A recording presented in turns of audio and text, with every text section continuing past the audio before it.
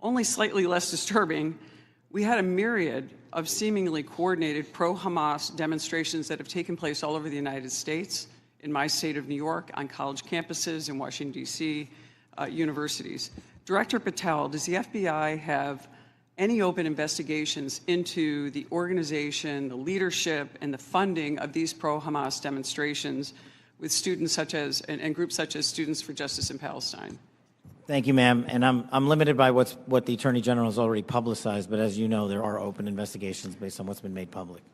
Okay. Has the FBI uncovered any evidence of foreign support for these Hamas demonstrations, including, other than Iran, any of these groups I might mention, like Students for Justice in Palestine, anything that's open source that we can talk about? That's still ongoing. Thank you. Director Gabbard, thank you so much for your service. It was great to serve with you in Congress as well, and work so much on wonderful veterans issues. My son's also a Marine major, and so we appreciate the service of everybody here. Let's keep in mind, obviously we're in open session. Do you have anything or ongoing intelligence to suggest there's foreign support from governments, non-government groups, and individuals that have helped these pro-Hamas demonstrations all across America, including on university campuses? Congresswoman, there are some assessments that reflect that, and we can talk about that in the closed session. Great, thank you so much. And now I want to get back to Kash, Director. Great work on the northern border. I'm one of the co-founders of the Northern Border Security Caucus, and your information has been tremendous. Once I got the district that I represent now, this sprawling, long district, the entire northern border is Canada. And as you say, 358 suspects on the terror watch list. Almost 90% of the suspects on the terror watch list are coming across our northern border.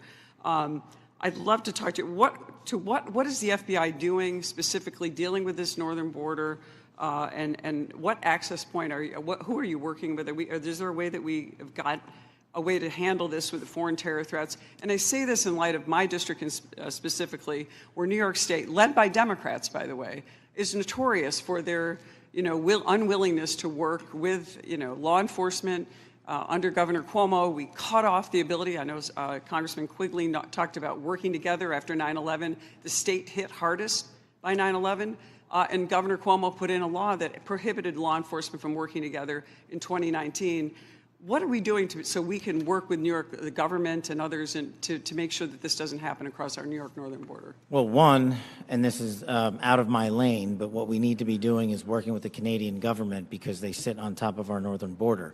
We do have the problem of tyranny of distance and sheer geography as compared to the southern border, but when we were told that the Mexican government would not work with us, we overcame that hurdle, and we've seen the immediate results, as I highlighted to your colleague, about northern border contacts with KSTs versus the southern border. The other thing we can be doing is working across every northern border state who has a geographic border with Canada and their local and state affiliates, which we are doing at the FBI, but it is such a vast enterprise that we would need a huge increase in resources to cover down on that the way we do in Mexico. In addition, thank you for that. In addition with working with the Canadians, are you also working with the New York State government? Because we do have a number of interesting assets, a sprawling Akwesasne Mohawk Reservation that kind of goes across the northern border with New York and Canada. Are those types of things ways that you can work with the New York government and also in coordination with the Canadian Royal Police? Absolutely, ma'am, and you highlight a great point. A lot of the northern border touches upon tribal lands, and we need to work with tribal leaders throughout the country as effectively as we do with state and local governments, and at the FBI we're doing just that. Thank you so much, and I really appreciate all of your service, and I yield my time back. Gentleman yields. Gentleman from Texas, Mr. Fallon's recognized.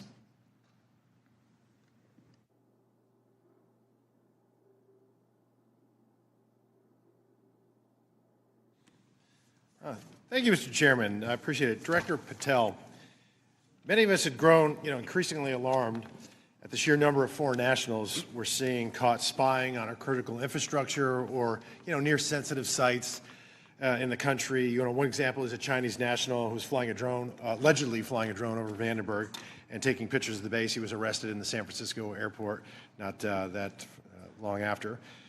Director Patel, would you agree that the two most dangerous nation states to our homeland and our interests are China and Russia? Yes, Congressman. So it would stand to reason that we should pay particular attention when foreign nationals from these two countries, who we've already established are the greatest threats to our country now and in the future, when they try to sneak into our country illegally. Absolutely, sir. Can you speak on the illegal migration we see from Russia and China and the differences that we saw from the first Trump administration to the Biden administration? Well, one, the problem you have when you have an effective resolution to that set of issues is that the enemy adapts.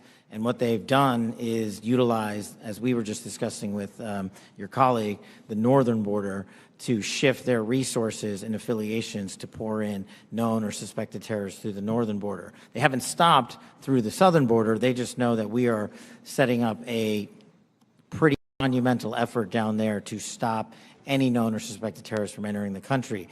But the thing is, the Chinese, the Russians, Iranians, and other adversaries are utilizing their partners, just like they are doing in terms of how they move illicit fentanyl precursors into this country. They're moving humans in the same fashion, and we need to treat it as such. Did you see an increase from the first Trump administration to the Biden administration on Russian and Chinese nationals crossing the border? Did it increase or decrease? Yes, actually, so the PRC nationals crossing the southern border from 22 to 25 was 178,000. And I don't have the number for the northern border, sir, but I'll get that to you. So, well, yeah, what we found was that there was actually a market increase, alarming, with the Chinese illegal migration increasing 527% all in, and Russian 2,400%. And if just 1/10 of 1%, some fraction, some tiny fraction, 1/10 of 1% are actually asset sleeper agents loyal to Moscow or Beijing, they could wreak havoc and mayhem in a free and open society. It's very dangerous. And then those are the ones we know about. What about the ones that snuck across and we never found them? The unknown gotaways, if you will. So, Director Patel, there's also great concern about the increasing number of counterintelligence threats that are penetrating all levels and branches of government, both local, state, and federal. The number of elected and appointed officials willing to betray this country is becoming increasingly pervasive. Last year, we saw a former senior aide in the New York governor's office, Linda Sun, and her husband, Chris Hu, indicted on charges of money laundering and acting as foreign agents to the People's Republic of China. Ms. Sun used her position to block Taiwanese representatives from access to New York State officials. Instead, we're rolling out the red carpet for those PRC officials to have those meetings. I mean, that's some scary stuff. So when we have someone like Sue Terry, who also worked covertly spying on Korea while working simultaneously with various think tanks, and she had been national security official, and she'd worked for the CIA and the National Security Council. And because of her job, members of Congress and their staffs had access to these Korean intelligence officials, and she was paid with, thousands of dollars in luxury gifts. But Director Patel, I get that these investigations are ongoing and sensitive. But to the extent that you can, could you please briefly highlight the severity of these counterintelligence threats, including a rough estimate of the number of open counterintelligence cases that are pending? We have many, and I'll get you the exact number, sir, in closed session. But what it highlights is that the enemy is not relenting. They're actually doubling down and tripling down on their efforts, and there's no sector in government that they won't go to and try to infiltrate and penetrate access and turn people in this country against our own nation. So that is a national security threat of our time, as is the terrorism threat and as is the fentanyl threat. It needs to be treated as such equally, and at the FBI we're doing that. Thank you. And Director Patel, will you commit to providing this committee with classified briefing on the severity, the FBI processes and procedures, including defensive briefings related to counterintelligence threats involving elected and or appointed officials? For defensive briefings, Congressman, I commit to you that the FBI will give you everything we have in our holdings. I can't comment on other people's. Thank you. And Mr. Chairman, I want to thank all the witnesses for being here, particularly Mr. John Ratcliffe, Congressional District 4 as well. I yield back. Gentleman yields. I just got notice that the baseball shooting report discussed by Vice Chairman Kelly earlier today has been delivered to our SCIF, and I appreciate, Director Patel, your responsiveness to that issue. Thank you so much for your commitment and the appropriate transparency demonstrated in that. We appreciate that very much. Since each member has had an opportunity to question our witnesses, I will now close this portion of the hearing, and we'll reconvene in closed session at 2 p.m. in the HIPSI spaces. I ask the public and staff to please remain seated until intelligence community whom you're here to represent today. Their successes are seldom celebrated. Their accomplishments are often unseen. But our nation is grateful to each one for the vital work they do to keep our nation safe, prosperous, and free. Our annual Worldwide Threats hearing allows for the American people to receive an unvarnished and unbiased account of the real and present dangers that our nation faces. As we will hear from our witnesses, many of the threats we face are truly existential. Communist China is actively working to replace the United States as the world's dominant superpower. China uses coercive military, economic, and influence operations, short of war, to shape a world favorable to its interests and hostile to ours. These methods include the biggest peacetime military buildup in history, rapidly expanding its nuclear forces, providing critical assistance to help Russia withstand U.S. sanctions, obscuring its role in accelerating the spread of COVID-19 beyond Wuhan, turning a blind eye to Chinese companies that enable the production of fentanyl flooding into the United States, and putting space weapons on orbit, among other tactics. Iran, despite setbacks inflicted on its so-called axis of resistance by Israel over the last year, still aims to destroy what it calls the little Satan, the state of Israel, and what it calls the great Satan, the United States. It continues to arm Yemeni rebels to attack global shipping, though these outlaws have suffered terrible losses over the last 2 weeks thanks to decisive action by President Trump and our brave troops. I commend the President, Mike Waltz, Pete Hegseth, and his entire national security team for these actions. Iran also continues its decades-long effort to develop surrogate networks inside the United States to threaten U.S. citizens. Furthermore, Iran's nuclear program continues apace. It's actively developing multiple space launch vehicles, which are little more than flimsy cover for an intercontinental ballistic missile program that could hit the United States in a matter of years. But all this will soon come to an end. The supreme leader of Iran now faces a stark choice, thanks to President Trump. The supreme leader can fully dismantle his nuclear program, or he can have it dismantled for him. Finally, today's report also acknowledges that illicit drug production endangers the health and safety of millions of Americans. For the first time, the annual threat assessment lists foreign illicit drug actors as the very first threat to our country. As the report highlights, Mexican-based cartels using precursors produced in China continue to smuggle fentanyl and synthetic opioids into the United States. Last year alone, these deadly drugs tragically killed more than 52,000 Americans, more than the number killed in attacks by foreign terrorists or foreign nations. Given these threats, we have to ask, are our intelligence agencies well postured against these threats? I'm afraid the answer is no, at least not yet. As the world became more dangerous in recent years, our intelligence agencies got more politicized, more bureaucratic, and more focused on promulgating opinions rather than gathering facts. As a result of these misplaced priorities, we've been caught off guard and left in the dark too often. I know that all of you agree that the core mission of the intelligence community is to steal our adversaries' secrets and convey them to policymakers to protect the United States. At the same time, it's not the role of intelligence agencies to make policy, to justify presidential action, or to operate like other federal agencies. After years of drift, the intelligence community must recommit to its core mission of collecting clandestine intelligence from adversaries whose main objective is to destroy our nation and our way of life.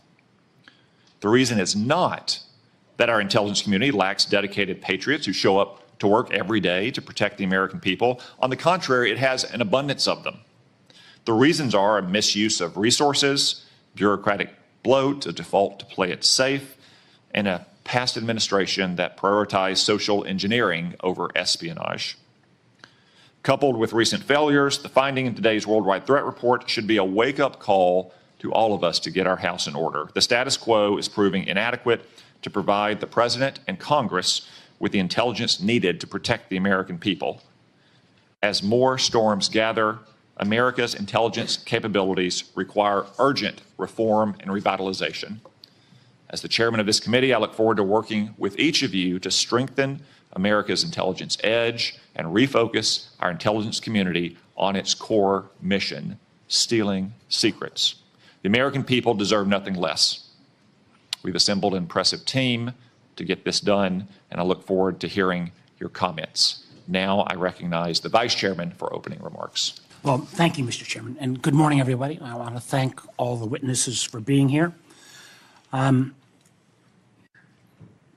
got to say, I've been on the committee now for 14 years, and this year's assessment is clearly one of the most complicated and challenging in my tenure on the committee.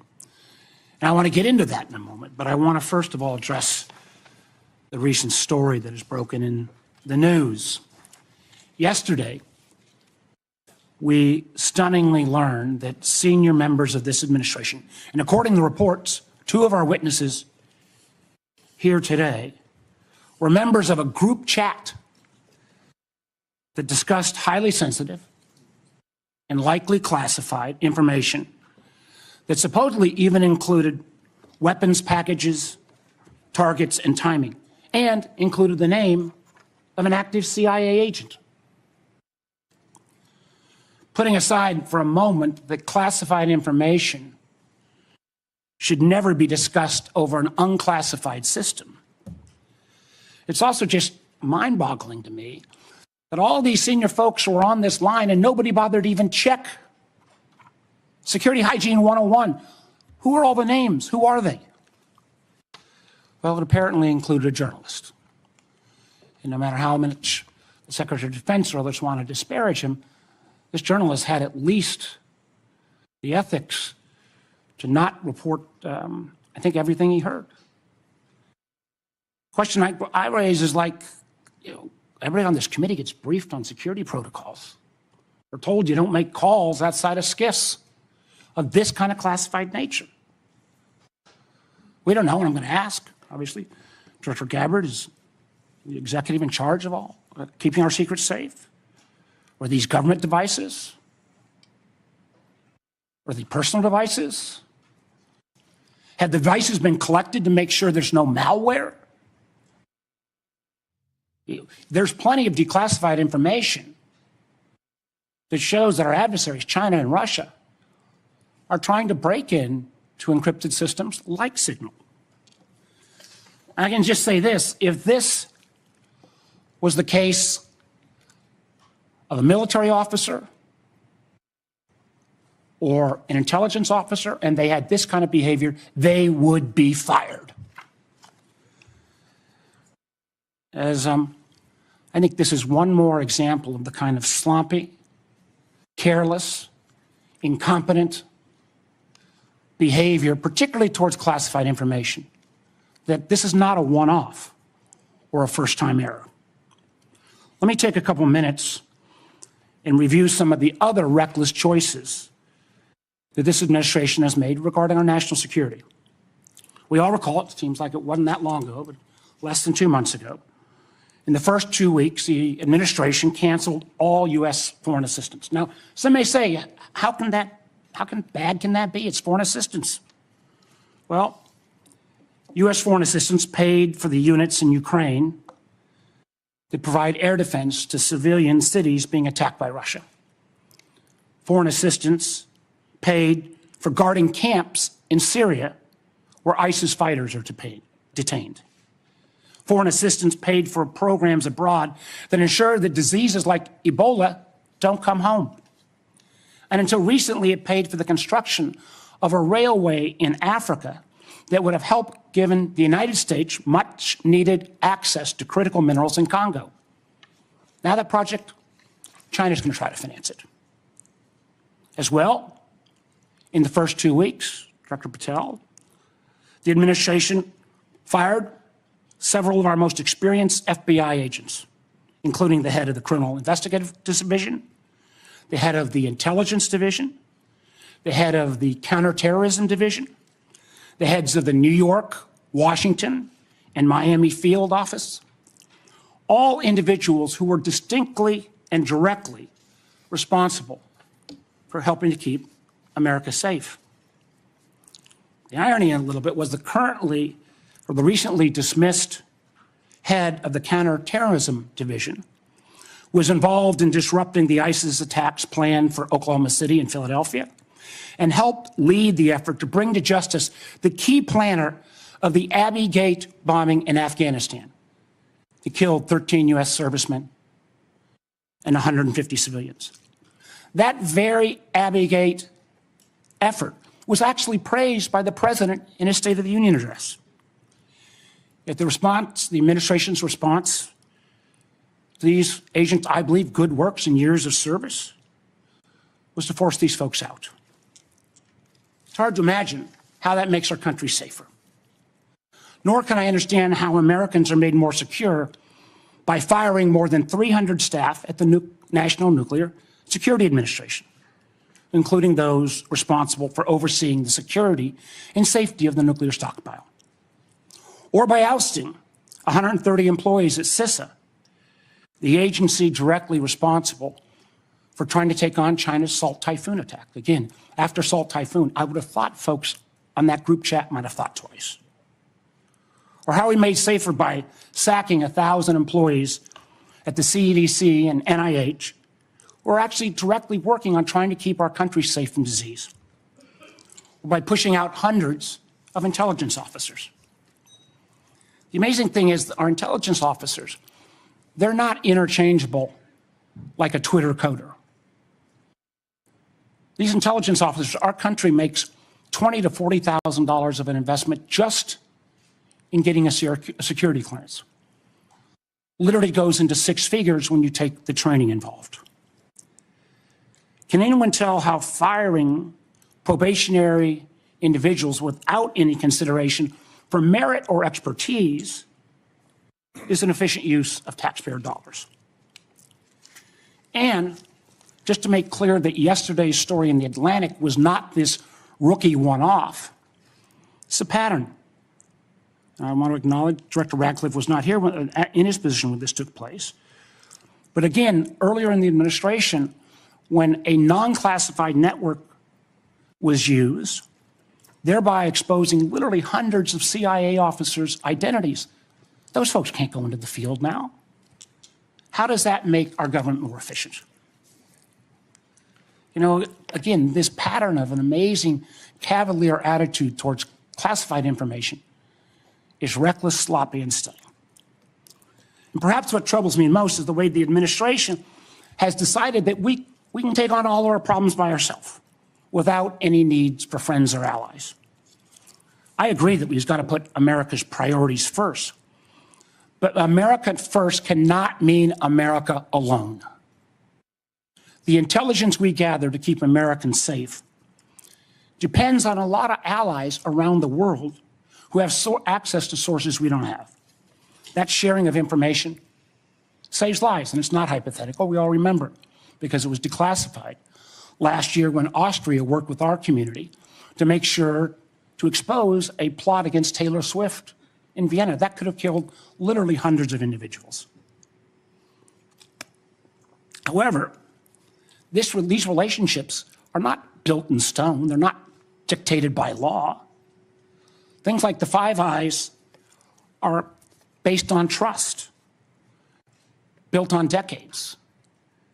But so often that trust is now breaking literally overnight. Yet suddenly, and for no reason that I can understand, the United States is starting to act like our adversaries are our friends. Voting in the UN with Russia, Belarus, and North Korea. That's a rogues gallery if I've ever heard of them. Treating our allies like adversaries, whether it's threats to take over Greenland or over the Panama Canal, destructive trade war with Canada, or literally threatening to kick Canada out of the Five Eyes. I feel our credibility is being enormously undermined with our allies, who I believe, and I think most of us on this committee, regardless of party, believes makes our country safer and stronger. But how can our allies ever trust us as the kind of partner we used to be when we, without consultation or notice, for example, stop sharing information to Ukraine in its war for survival against Russia? Or how can our allies not only not trust our government, but potentially not our businesses with such arbitrary political decisions? Let me give you a few examples. You know, as a result of a lot of work from this committee and others in Congress, we made sure America's commercial space industry is second to none. From space to launch to commercial sensing and communications, the United States has taken a record lead. Yet overnight, this administration called into question the reliability of American commercial tech industry when Maxar and other commercial space companies were directed to stop sharing intelligence with Ukraine. I got to tell you, I've been a business guy, I can't say longer than being an elected official, but pretty close.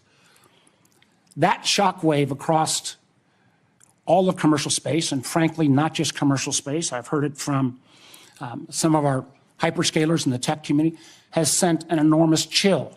Who's going to hire an American commercial space company, government or foreign business, with the ability to have that taken down so arbitrarily?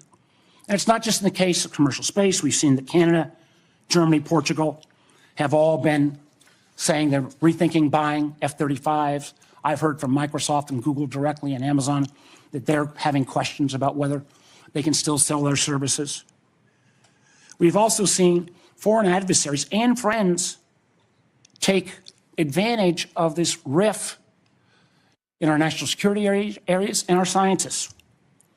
Germany has already put out ads trying to attract some of our best scientists who've been rifted. And the Chinese intelligence agencies are posting on social media sites in the hopes of luring individuals with that national security clearance who've been pushed out, perhaps arbitrarily, to come into their service. So no, the signal fiasco is not a one-off. It is unfortunately a pattern we're seeing too often repeated. I fear that we feel the erosion of trust from our workplace, from our companies, and from our allies and partners can't be put back in the bottle overnight. Make no mistake, these actions make America less safe. Thank you, Mr. Chairman. Before I turn to the witnesses' hearing, I want to welcome everyone in our large audience today. I also want to note that we will not tolerate any disruptions of the witnesses' testimony or senators' questions and the witnesses' answers. You'll note that we have a large contingent of Capitol Police in the room. Any disruptions, either opposed or in favor to the witnesses, will result in prompt removal from the hearing room, and my encouragement to the U.S. Attorney to throw the book at the person disrupting the hearing. No offense, but we all came to hear the witnesses, no one else in the room. Director Gabbard, I understand you'll make a statement for the panel of witnesses. Thank you, Mr. Chairman, Vice Chair, members of the committee. Thanks for the opportunity for us to be here to present you the intelligence community's 2025 annual threat assessment. I'm joined here this morning by my colleagues from the CIA, DIA, FBI, and NSA. Our testimony offers the collective assessment of the 18 U.S. intelligence elements making up the U.S. Intel community and draws on intelligence collection and information available to the IC from open source and private sector and the expertise of our analysts. This report evaluates what the IC assesses most threatens our people and our nation's ability to live in a peaceful, free, secure, and prosperous society. As you know, we face an increasingly complex threat environment that is threatening us here at home and our interests abroad. I'll begin by focusing on what most immediately and directly threatens the United States and the well-being of the American people. Non-state criminal groups and terrorists putting American lives and livelihood at risk. Then I'll focus on the key nation states who have the capability to threaten the interests of the United States. In this complex environment, non-state and state actors are able to exploit or take advantage of the effects of each other's activities. Conventional and asymmetrical capabilities, even the traditionally weakest of actors are able to acquire from available advanced technologies, creates an even more complex and serious threat landscape. First, I'll highlight the threats presented by several non-state actors. Cartels, gangs, and other transnational criminal organizations in our part of the world are engaging in a wide array of illicit activity, from narcotics trafficking to money laundering to smuggling of illegal immigrants and human trafficking, which endanger the health, welfare, and safety of everyday Americans. Based on the latest reporting available for a year-long period ending October 2024, cartels were largely responsible for the deaths of more than 54,000 U.S. citizens from synthetic opioids. Mexico-based transnational criminal organizations, or TCOs, are the main suppliers of illicit fentanyl to the U.S. market and are adapting to enforcement and regulatory pressures by using multiple sources and methods to procure precursor chemicals and equipment, primarily from China and India, many of which are dual-use chemicals used in legitimate industries. Independent fentanyl producers are also increasingly fragmenting the drug trade in Mexico. The availability of precursor chemicals and ease of making illicit fentanyl have enabled independent actors to increase illicit fentanyl production and smuggling operations in Mexico. Cartels are profiting from human trafficking and have likely facilitated more than 2 million illegal immigrants encountered by law enforcement at the U.S. southwest border in 2024 alone, straining our vital resources and putting the American people at risk. Criminal groups drive much of the unrest and lawlessness in the Western Hemisphere. They also engage in extortion, weapons and human smuggling, and other illicit and dangerous revenue-seeking operations, including kidnappings for ransom, forced labor, and sex trafficking. These and other human traffickers exploit vulnerable individuals and groups by promising well-paying jobs while confiscating their identification documents.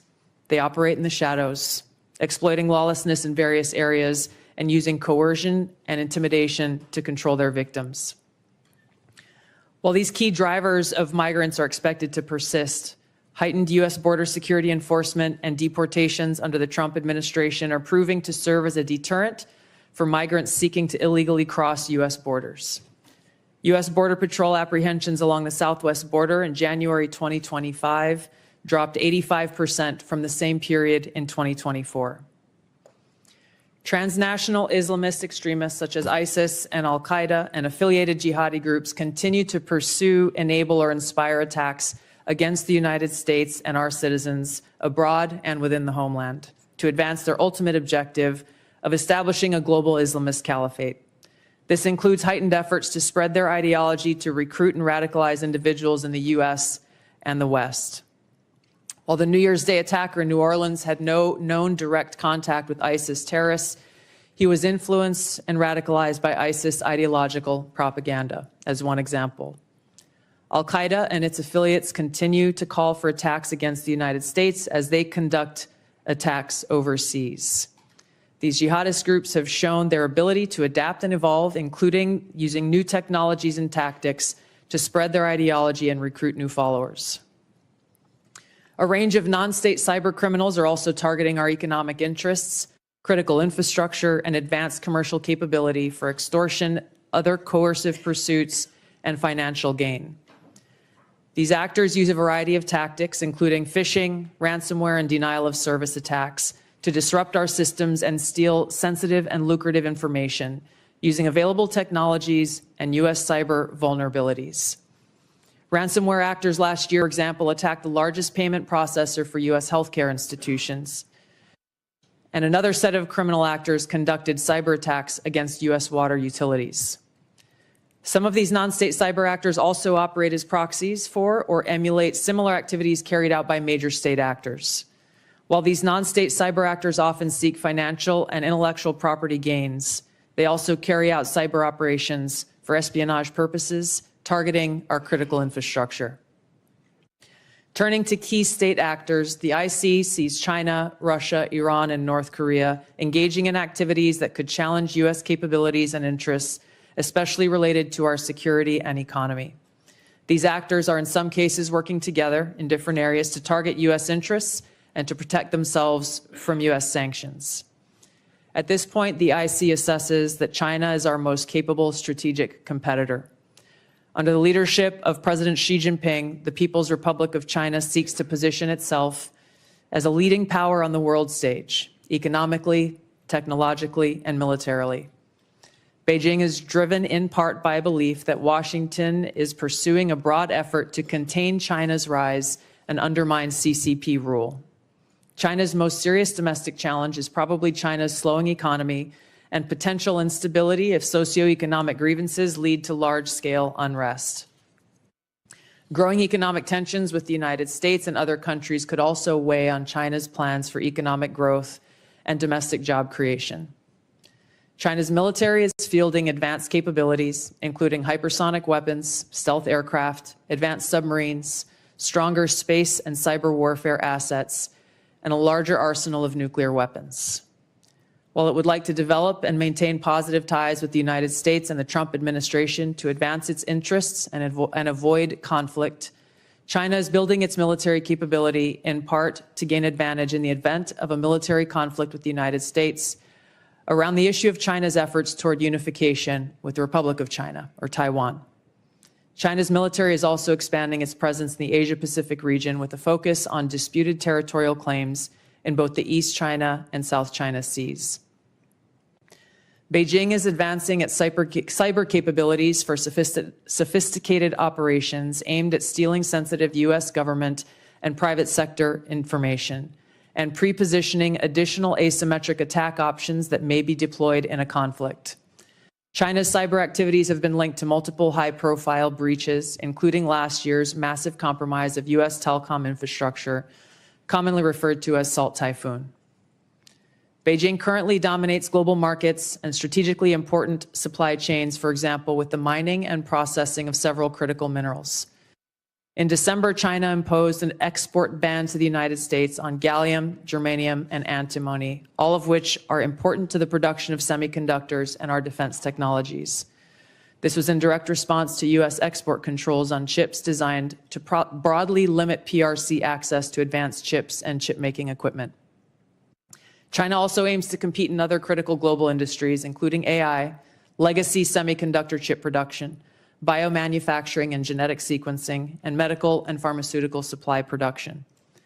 Leveraging often heavily state-subsidized production at greater scale, lower costs, and weaker regulatory standards than required in the West, Beijing's strategy has given it a leading position in many parts of these sectors and supply chains that support them.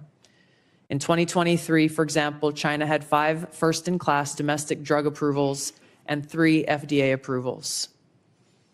Turning to Russia. Russia's nuclear and conventional military capabilities, along with its demonstrated economic and military resilience, make it a formidable competitor. Moscow has more nuclear weapons than any other nation that could inflict catastrophic damage on the United States and the world in the event of a major war that Russian leaders feared put them and their regime at serious risk. In late 2024, Russia announced updates to its public nuclear doctrine, expanding the conditions under which Russia would consider using nuclear weapons. Russia is building a more modern and survivable nuclear force designed to circumvent U.S. missile defense through reliable retaliatory strike potential. Russia intends to deter the U.S. by holding both the U.S. homeland at risk and by having the capabilities to threaten nuclear war in a conflict. Russia's developed advanced cyber capabilities and has attempted to pre-position access to U.S. critical infrastructure for asymmetric options and make it a persistent cyber threat. Russia's cyber activities have been linked to multiple high-profile breaches, including the 2023 hack of Microsoft. Russia is also fielding new capabilities in anti-satellite weapons meant to degrade U.S. and allied space infrastructure. Among Russia's most concerning developments is a new satellite intended to carry a nuclear weapon as an anti-satellite weapon, violating long-standing international law against such activity and putting the U.S. and global economy at risk.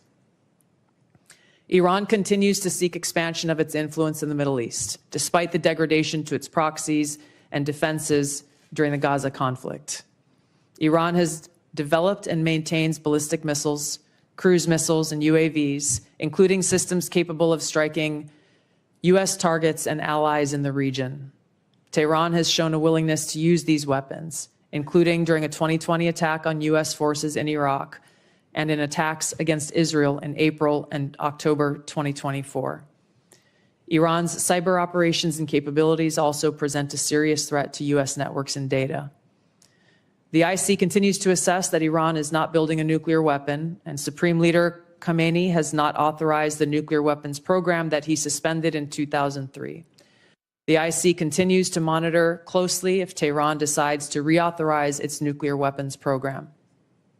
In the past year, we've seen an erosion of a decades-long taboo in Iran on discussing nuclear weapons in public, likely emboldening nuclear weapons advocates within Iran's decision-making apparatus. Iran's enriched uranium stockpile is at its highest levels and is unprecedented for a state without nuclear weapons.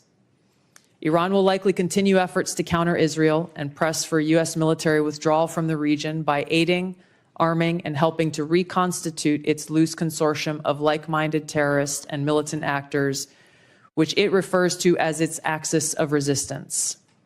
Although weakened, this collection of actors still presents a wide range of threats, including to Israel's population, U.S. forces deployed in Iraq and Syria, and to U.S. and international military and commercial shipping and transit.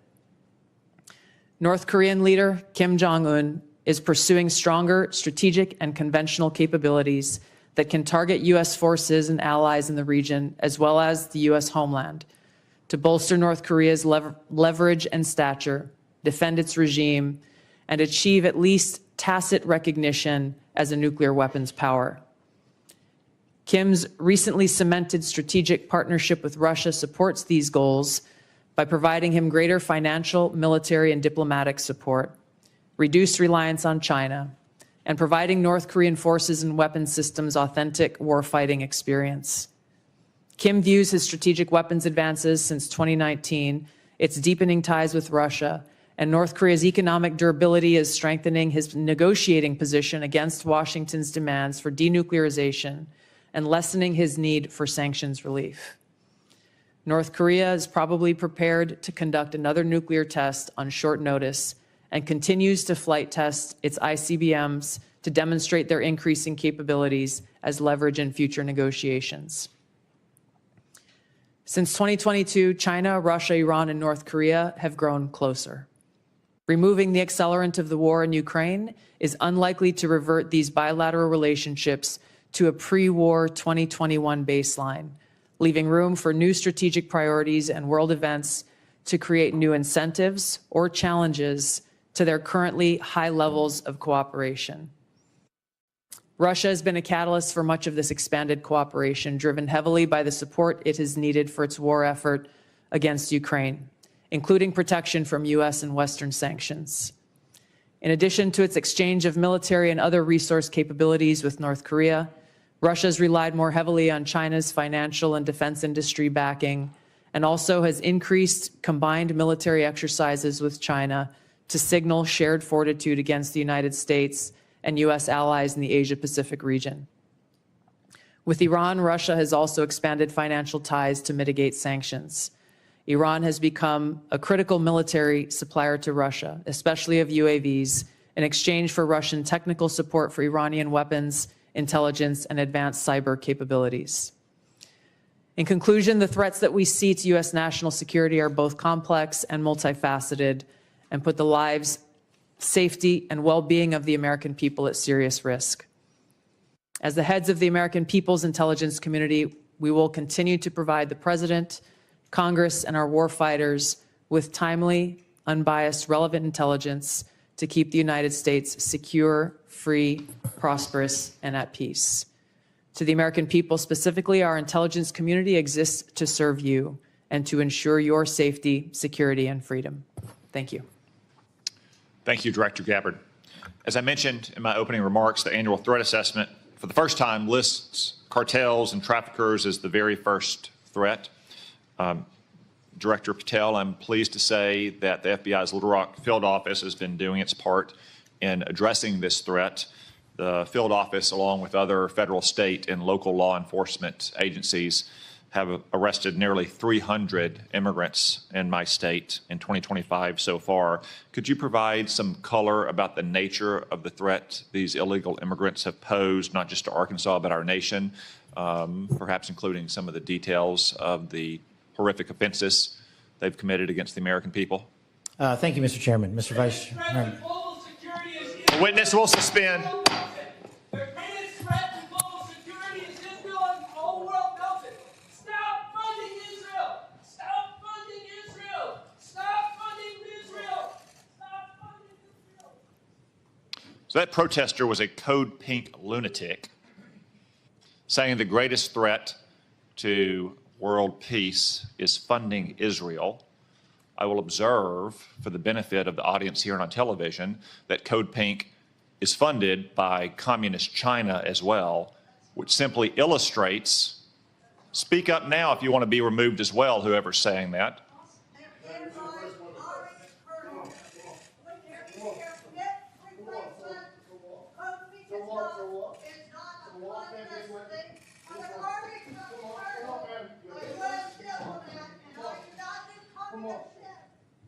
If anyone else would like to join them, speak now, please, so we don't have any more disruptions. As I was saying, the fact that Communist China funds Code Pink, which interrupts a hearing like this about Israel, simply illustrate Director Gabbard's point that China, Russia, Iran, North Korea, and other American adversaries are working in concert to a greater degree than they ever have before. Director Patel, back to my question, could you give us some color about the threat that illegal migrants have posed, not only to my state, which has resulted in nearly 300 arrests in 2025, but also to the nation at large? Thank you, Mr. Chairman, Mr. Vice Chairman, and members of the committee. I appreciate the time to address you all. Specifically to Arkansas, Senator, the priorities at the FBI, which I identified during my confirmation hearing and since, is attacking violent crime along with national security. And every single state in this country is a border state. Arkansas is no exception. Allow me to highlight the work of the men and women in the FBI and state and local law enforcement in the state of Arkansas. Since February 5th alone, we've had 220 illegal immigrants arrested on charges varying from violent offenses, weapons offenses, narcotics offenses, and serious violent felonies. 253 separate individuals have been charged related to those offenses. And here's something I want the American people to hear about narcotics and countering narcotics. Thousands of pounds of narcotics were seized in these 3 weeks in the state of Arkansas. Thousands, worth tens of millions of dollars. Everything from fentanyl to meth to cocaine to heroin to marijuana and more. And also including manufactured drugs. The FBI does have the biggest footprint in Arkansas, but we could not achieve this mission without our state and local law enforcement partners, which has been one of the priorities since I took the helm at the FBI. They provide the greatest ground level intelligence to conduct these operations in Arkansas and in every single state across the union. Since February 5th, we've assisted with the arrest of hundreds of criminals and illegals throughout your state, and that was just a 3-week operation. Prior to that, Senator, there was a bust of 17 federal indictments relating to a meth lab in the state of Arkansas in the southwest corner of your state. All of those individuals are now facing prosecution for hundreds of pounds of illegal opioids, guns, and other illicit material. So we will continue to do that work. We will work it 7 days a week, 365 days a year, not just in your state, Mr. Chairman, but in every state. Thank you, Director Patel. As Director Gabbard highlighted from the annual threat report, Director Ratcliffe, many, if not most, of the chemical precursors for deadly fentanyl produced by Mexican drug cartels originates in China. China, of course, is a techno-totalitarian police state. They have technology to monitor their own people that Soviet Russia could have only imagined. Is there any reason, Director Ratcliffe, to believe that China could not monitor and crack down on this flow of chemical precursors to Mexico if it chose to do so? Thank you, Senator, for the question. No, there's nothing that prevent China, the People's Republic of China, from cracking down on fentanyl precursors. As you well know, Senator, one of the reasons that they don't is that there are more than 600 PRC-related companies that produce those precursor chemicals in an industry that generates $1.5 trillion.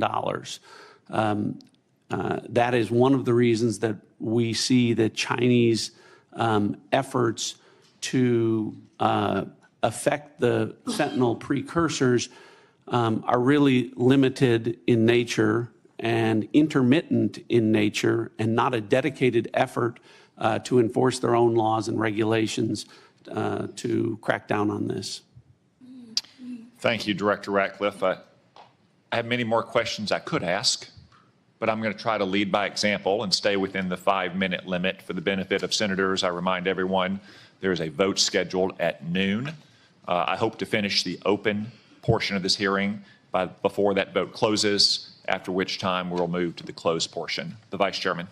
Thank you, Mr. Chairman. I'll be happy to take your extra 13 seconds, but I want to go back to what I addressed at the outset. I mean, this was not only sloppy, it not only violated all procedures, but if this information had gotten out, American lives could have been lost.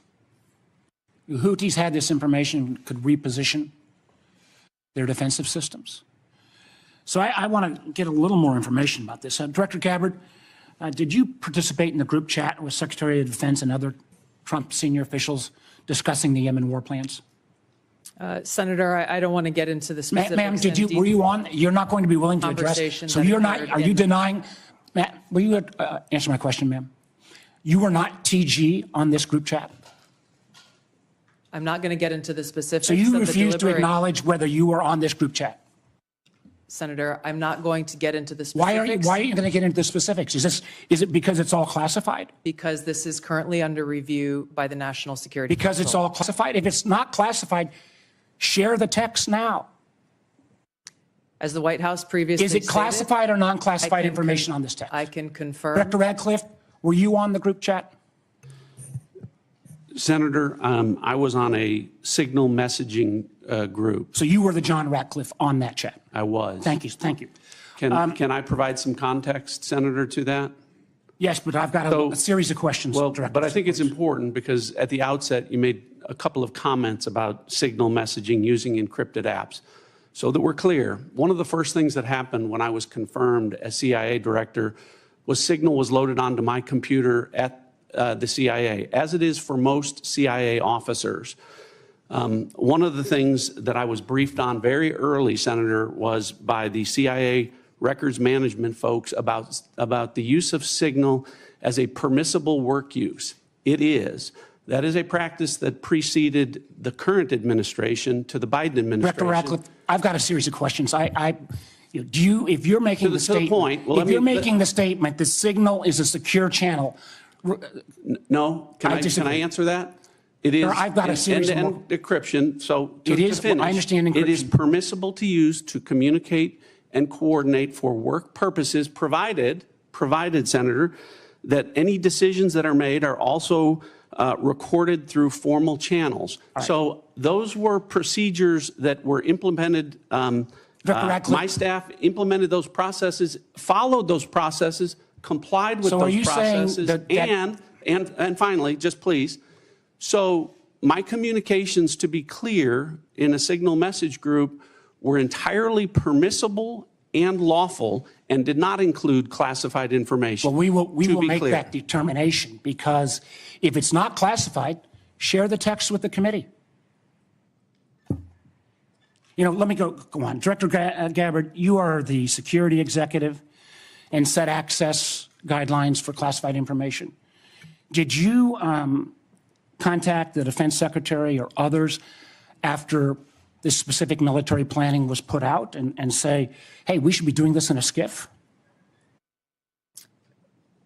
There was no classified material that was shared in that. So then if there was no classified material, share it with the committee. You can't have it both ways. These are important jobs. This is our national security.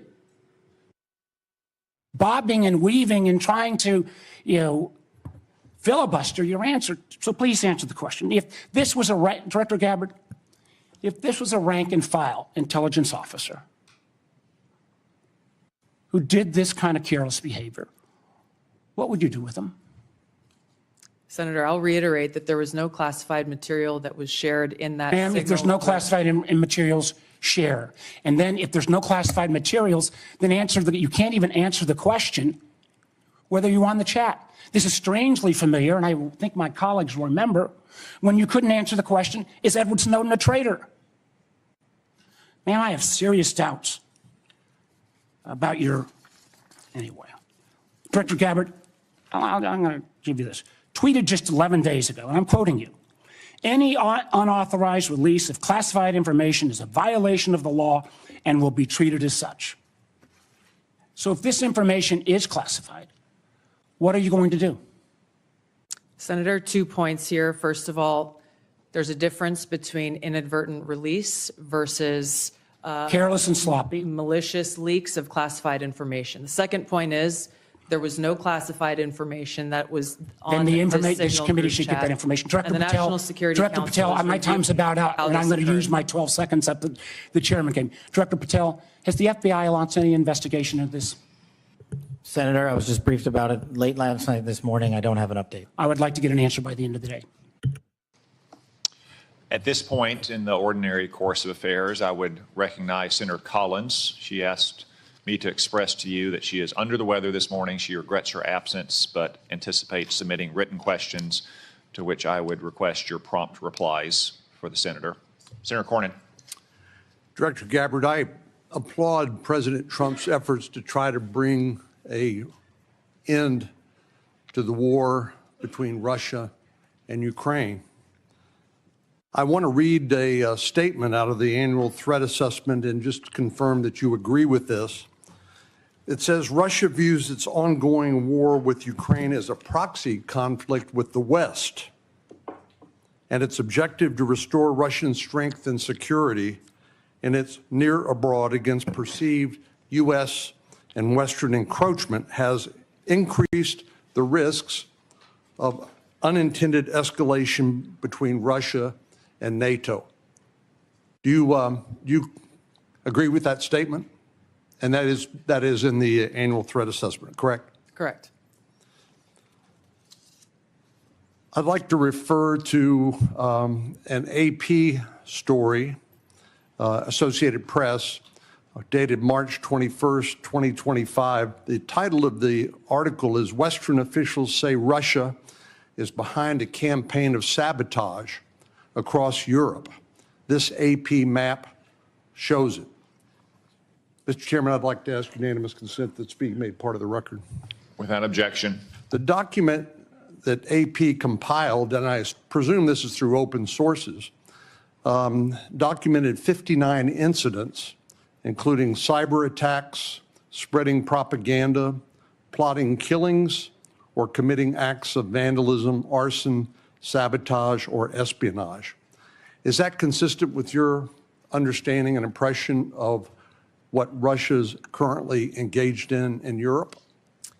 Senator, I haven't seen that specific article, but I can confirm that we assess Russia's attempts to conduct such sabotage activities in Europe. Thank you. One of the things that I'm most concerned about following some of the discussions between Russia and Ukraine and the United States and our other allies, obviously, as I said, peace between Ukraine and Russia is the desirable end state. I think you'd have to be crazy to say otherwise. But I also want to talk a little bit about the unexpected or maybe unintended consequences of European insecurity. I know the incoming Chancellor of Germany has talked about the possibility that Germany might share its nuclear weapons with Ukraine and suggested that the UK would be part of that. I know that Poland has talked about acquiring nuclear weapons and perhaps other European countries to make up for what they view as a receding of the American umbrella of protection. General Krause, what would be the result of a proliferation of nuclear weapon-armed countries in Europe, if in fact that would occur as a result of the perception of European insecurity? Senator, thank you for the question. One of the things that the intelligence community works very hard on is to understand who has nuclear weapons throughout the planet. And as discussed in the opening statements, both by the chair and by Director Gabbard, the proliferation and the increase in the types and the lethality of nuclear weapons is one of the things that we have to track and we as a nation are going to have to face. It has changed dramatically in the last 5 years and will continue to change over the next 5 years. The addition of additional countries which have their own deterrence policies and will act in a nuclear dialogue, or the presence of those weapons, the security of those weapons, the movement and the threat of use of those weapons complicates the environment by which all of us will operate and will complicate all of the decisions by which all future conflict and the political decisions that we support are the decision makers. It makes the world a more dangerous place, does it not? Senator, yes, it does. And just by way of history, Ukraine used to have the third largest arsenal of nuclear weapons on the planet. But as a result of negotiations between Russia and Ukraine and the United Kingdom, the Budapest Memorandum documented a commitment by Russia and the United States to protect the territorial integrity of Ukraine in exchange for them giving up their nuclear weapons. Did I correctly summarize the content of the Budapest Memorandum back in 1994? Yes, Senator, you did, and Ukraine willingly gave up its weapons for the protection of others. Thank you very much. Senator Wyden. Thank you, Mr. Chairman. And obviously, my colleagues and I feel very strongly about the war planning meeting over unclassified phones. Obviously reckless, obviously dangerous. Both the mishandling of classified information and the deliberate destruction of federal records are potential crimes that ought to be investigated immediately. And I want to make clear that I'm of the view that there ought to be resignation, starting with the National Security Advisor and the Secretary of Defense. Director Ratcliffe and Director Gabbard, have you participated in any other group chats with senior Trump administration officials in which classified information was shared using phones that weren't cleared for such information? Question for the two of you. Senator, thank you for the question. I haven't, your question was, have I participated in any other group chats sharing classified information? To be clear, I haven't participated in any signal group messaging that relates to any classified information at all. Okay. Director Gabbard? Senator, I have the same answer. I have not participated in any signal group chat or any other chat on another app that contained any classified information. Yeah, and I just think it's important to follow through here. Would the two of you cooperate with an audit to confirm that that is that is the case? I have no objection. Senator, I'll certainly comply with any follow-up that the National Security Council would deem appropriate.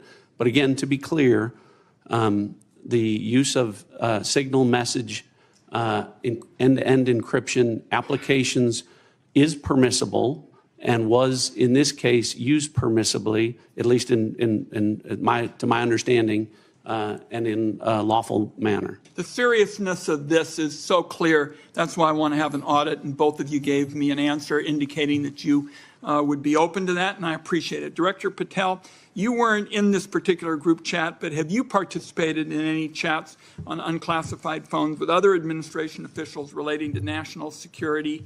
And if so, on what other topics? Thank you for your question, Senator, and not that I can recall. Okay. Question I have for you, Director Gabbard, involves this question of Elon Musk wasn't going to see the military's China war plans because he said he, quote, has business in China and he would be susceptible perhaps to that. That was his comment. So as DNI, you're responsible for security clearance policies across the government. Under your watch, how are you going to go about carrying out this obligation? Because I think it obviously is a very significant one in terms of American national security. Thank you, Senator. As you know, the Office of the Director of National Intelligence provides oversight over these different 18 intelligence elements. leaders within those elements are empowered with that responsibility to uphold the trust that the American people have placed in them. In this example that you cited, both Secretary Hegseth as well as President Trump completely denied the assertion that Elon Musk was going to receive any kind of classified war plan brief pertaining to China or any other country. So on the question of whether the president has the prerogative to get clearances is really the area that I want to touch on, because you're formally responsible for security clearance policies, and that's why I'm asking about it. So can a president decide who gets the clearance? Yes. So what about your role? You're formally responsible for security clearance policies. That is also true. So how do we resolve it? President just gets his way. The elected president and commander-in-chief has the authority to provide a security clearance to those who he deems necessary. Mr. Chairman, and to the ranking member, I think we have to have a further discussion on this and figure out what the ground rules, are. I think it's clear what the director says. I just think we need more clarity, because I think you have the formal responsibility for security clearances, and now we've heard that this somehow is going to be the president's project, and I think we ought to have further discussions. Thank you, Mr. Chairman. Senator Langford. Mr. Chairman, thank you. Thank you to all of you, your service to the country. It matters. There are a lot of citizens of our country right now that have much greater security in their life because of the work that you do and the people that are working around you do. So I just want to say I appreciate that. For the folks in Oklahoma, they would definitely want me to be able to say thank you for your service. Let me ask a couple of questions on this. Director Gabbard, let me start with you on this. Iran has been listed as one of the top sponsors of terrorism for a very long time. They are the primary armors of Hezbollah, of Hamas, of the Houthis. They're arming the Russians to be able to kill Ukrainians.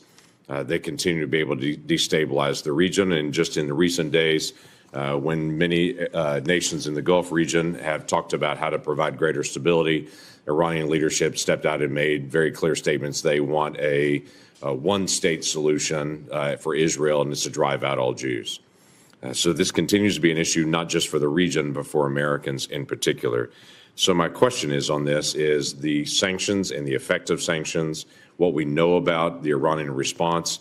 Under the Biden administration, those sanctions will turn down, where, quite frankly, Iran has been able to sell $90 billion in oil on the global market to be able to rearm itself and all the others around the region. Now sanctions are now going back onto Iran again. What do we know about the effect of those sanctions? Thank you, Senator, for the question. These sanctions have just begun to be reinstated, so the full effects have not yet borne fruit. But the message that the president has sent with his maximum pressure campaign is certainly heard. As the chairman mentioned in his opening remarks, President Trump recently sent a letter to the leader of Iran expressing his interest in direct talks in order to try to de-escalate and to prevent war, prevent Iran from gaining a nuclear weapon, but also stated that there would be military consequences if there was no direct negotiations. So President Trump is continuing to carry out his vision and mission of peace through strength, acting in the best interests of the American people. We will see what choices are made from here. Okay, thank you.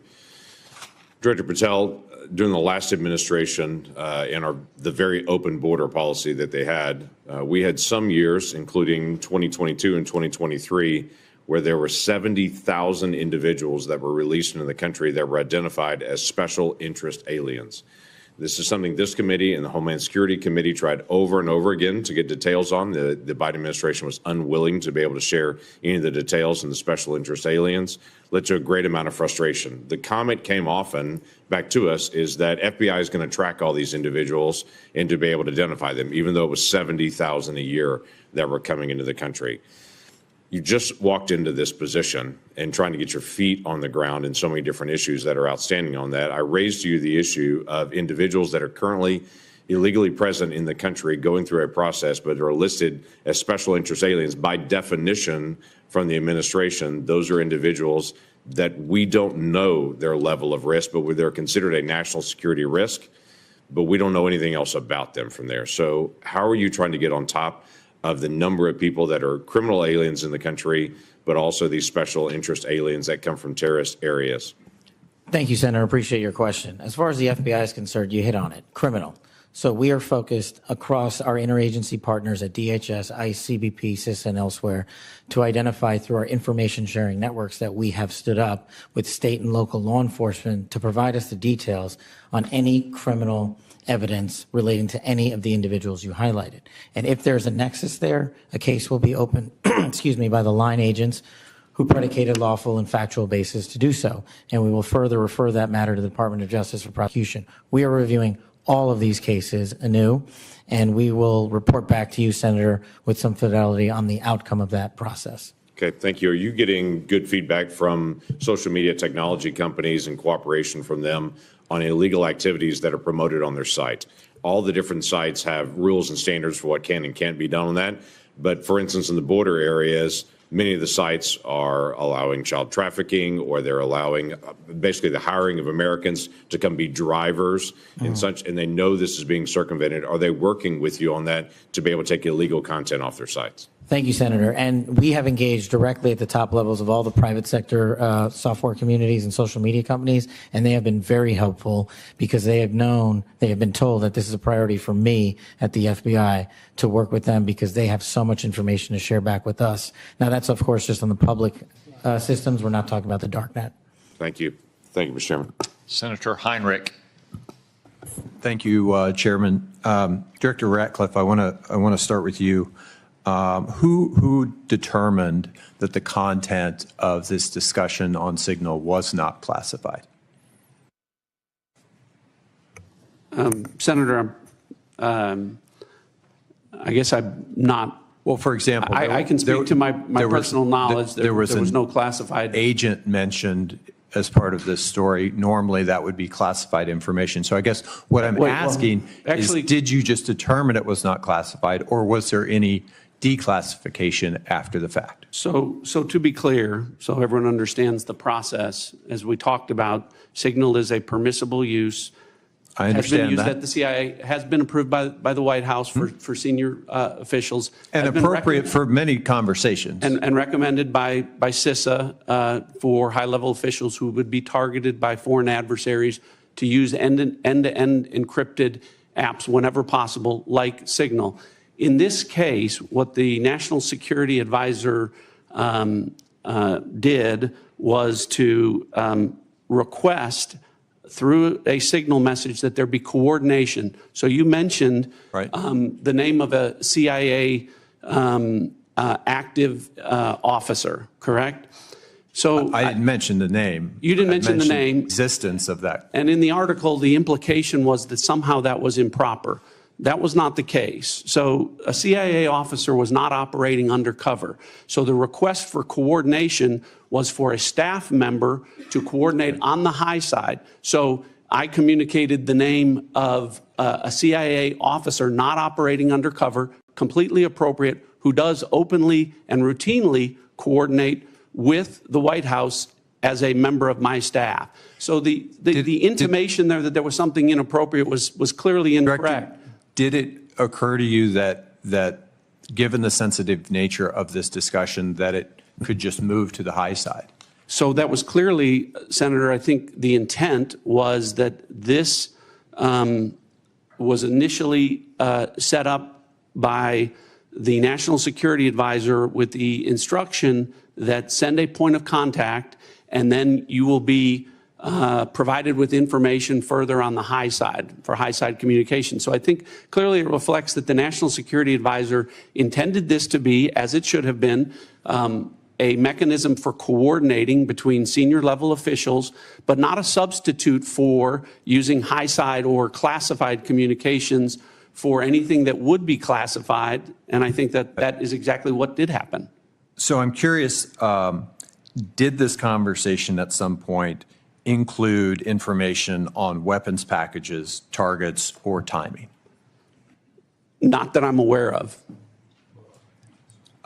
Director Gabbard, same question. Same answer, and defer to the Department of Defense on that question.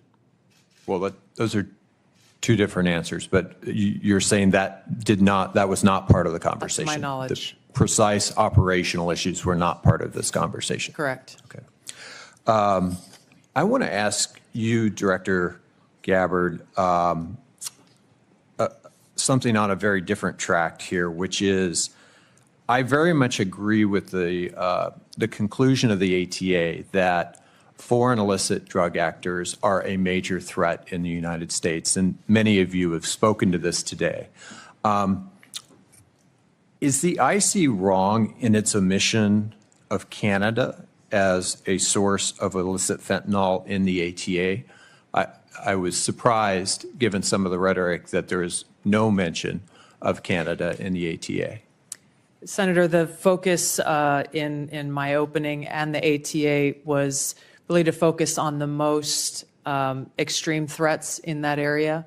And our assessment is that the most extreme threat related to fentanyl continues to come from and through Mexico.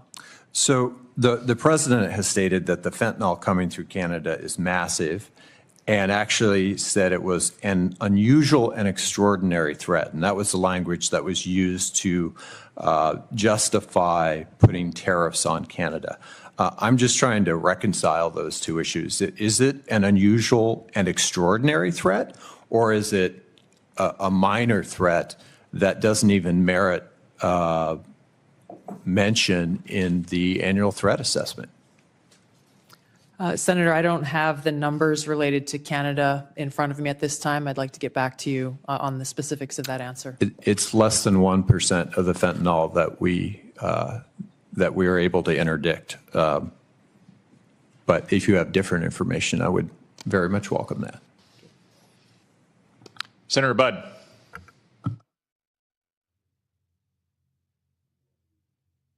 Thank you all for being here. And Director Gabbard, prior to your role here, we had a big storm in western North Carolina, and you were among those first from outside our state to show up. So thank you for your work there. Thank you for your ongoing work there and that of your family as well. It was good to see them when out in western North Carolina last week, so thank you. Director Hawk, so what do we need to do in regards to Volt Typhoon? There's a lot of pre-positioning that went on there. So where are we with that? And what do we need to do in regards to our power companies, whether it's generation or distribution, Duke Energy in my home state, or even the rural electric co-ops? What do we need? What have we learned? And what can I tell them? Senator, 99% of the critical infrastructure in the United States is controlled by private companies. So that really drives us to talk about how do we partner with industry and with the commercial sector, in this case, with power sector. Volt Typhoon began when industry came to the intelligence community and said, we're seeing anomalous activity, can you help us gain context? And we were able to bring context to that to be able to understand what the threat was and then to ultimately be able to identify who was behind that threat. Since that time, we've continued to work very closely with industry to be able to determine what are the right ways for us to be able to pursue these threats within networks to enable the interagency, to enable our partners and industry to be able to pursue them. That's the approach we have to take. It is a collaboration between the government and industry to be able to eradicate these threats, and we have continued to pursue them together since our first identification and notification that we did related to this particular threat. Thank you. What have you done on the offensive side here in regards to, I think there were three, Salt Typhoon, Volt Typhoon, and even Flax Typhoon. Maybe there were others, but those are the three that are known. Senator, I've been given really clear guidance in terms of what the Secretary of Defense expects in terms of our aggressive approach to be able to restore deterrence, and I look forward to talking with you about that in the closed hearing. Look forward to that. Directors Gabbard and Ratcliffe and Patel, thank you all again for being here. So as you're all keenly aware, Section 702 of FISA is an extremely useful authority to help keep our nation safe. I also know that we need to rebuild American people's trust and confidence that such authorities are not being misused by the intelligence community to unlawfully target Americans. So since taking over your respective agencies, can you tell me and tell the American people how effective the recent changes have been in protecting privacy and civil liberties of each and every Americans? And then, if you will, comment on how useful the authority is in generating intelligence that actually protects the homeland. We'll start with you, Director Gabbard. Senator, Section 702, which authorizes the foreign collection of non-U.S. persons outside of the United States, continues to be one of our most effective collection tools to ensure our national security. There are a number of reforms that the Senate passed, that Congress passed last year, that have proven to strengthen the protections of Americans' Fourth Amendment rights. In the short time that I've been in this seat, I've seen a few examples of that directly, most recently through the FISA court, calling in an amici to come in and weigh in on a dispute regarding provisions that would further protect Americans' Fourth Amendment rights. I'll be visiting our friends at the NSA next week and doing a quote-unquote ride-along to observe directly how those reforms that Congress passed are being implemented to protect Americans' civil liberties, and look forward to reporting back after I've had that opportunity. Thank you. Director Patel. Thank you, Senator. With my background in FISA and 702, I just want to clearly delineate between FISA Title 1.3 and 702 collection. We need to both ardently defend its use, but also ardently support reforms that allow the American public to entrust that those charged with those capabilities are not violating the Fourth Amendment or any other violation. Speaking to Title 1, Title 3, when it comes to U.S. persons, I have already included an amendment in terms of FBI language to make sure that when a U.S. person is targeted, that the FBI specifically is responsible for culling through all exculpatory information that is reasonably known and satisfying that burden and stating it in the application. When it comes to 702, Senator, some of the biggest enterprise efforts we have had to thwart national security risk would not have occurred if 702 collection had gone dark. And the FBI continues to use that information to protect the homeland. We've had multiple takedowns in the last 6 months based on 702 and interagency collection processes, but we just need to ensure the American public, and I'm working with my team, that even in the 702 sphere, American citizens' information is protected. Thank you all. I look forward to the discussion in the closed session. Senator King. Thank you, Mr. Chairman. Director Gabbard, I didn't intend to get into the Jeffrey Goldberg story, but something you said has sort of puzzled me. According to open source reporting at 11:44 on the morning of March 15th, Secretary Hegseth put into this group text a detailed operation plan, including targets, the weapons we were going to be using, attack sequences, and timing. And yet you've testified that nothing in that chain was classified. Wouldn't that be classified? What if that had been made public that morning before the attack took place? Senator, I can attest to the fact that there were no classified or intelligence equities that were included in that chat group at any time. So, and I so defer, the attack sequencing and timing and weapons and targets you don't consider to should have been classified? I defer to the Secretary of Defense, the National Security Council on that question. Well, you're the head of you're the head of the intelligence community. You're supposed to know about classifications. So your testimony very clearly today is that nothing was in that set of texts that were classified. I'll follow up on Senator Wyden's question. If that's the case, please release that whole text stream so that the public can have a view of what actually transpired on this discussion. It's hard for me to believe that targets and timing and weapons would not have been classified. Well, let me move on. You approved this report, this annual report, prepared by the Office of the Director of National Intelligence. Is this submitted to the White House routinely in anticipation of its public release? I don't know what you mean by submitted routinely. Was this report submitted to the White House before its release today? It was submitted to them once it was completed. I think probably around the same time it was sent to all of you. I want to move on. One note that surprised me, I've been on this committee now this is my 13th year. Every single one of these reports that we have had has mentioned global climate change as a significant national security threat, except this one. Has something happened? Has global climate change been solved? Why is that not in this report? And who made the decision that it should not be in the report when it's been in every one of the 11 prior reports? I can't speak to the decisions made previously, but this annual threat assessment has been focused very directly on the threats that we deem most critical to the United States and our national security. Obviously, we're aware of occurrences within the environment and how they may impact operations, but we're focused on the direct threats to Americans' safety, well-being, and security. How about how they will impact mass migration, famine, dislocation, political violence, which is the finding, by the way, of the 2019 annual threat assessment under the first Trump administration? You don't consider that a significant national security threat? For the intelligence community, being aware of the environment that we're operating in is a given. What I focused this annual threat assessment on, and the IC focused this threat assessment on, are the most extreme and critical direct threats to our national security. Let me ask a direct question. Who decided climate change should be left out of this report after it's been in the prior 11?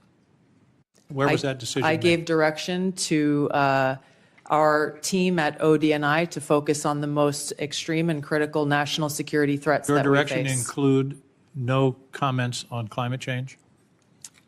Senator, as I said, I focused on the most extreme and direct national security threats. That's not a response to my question. That we face. Did you instruct that there be no finding in terms of climate change in this report? I don't recall giving that instruction. Final questions in a few short seconds that I have left. You all concede, and it's in the report repeatedly, about the cyber danger from China, from Russia, from Iran. Why then is the administration deconstructing CISA? 130 people fired. General Hawk talked about the importance of public-private cooperation. That section of CISA seems to have been disestablished. What possible policy reason is there for undermining CISA's relationship to the states with regard to elections and to the private sector with regard to cybersecurity when the cybersecurity threat is only growing? Anybody want to tackle that?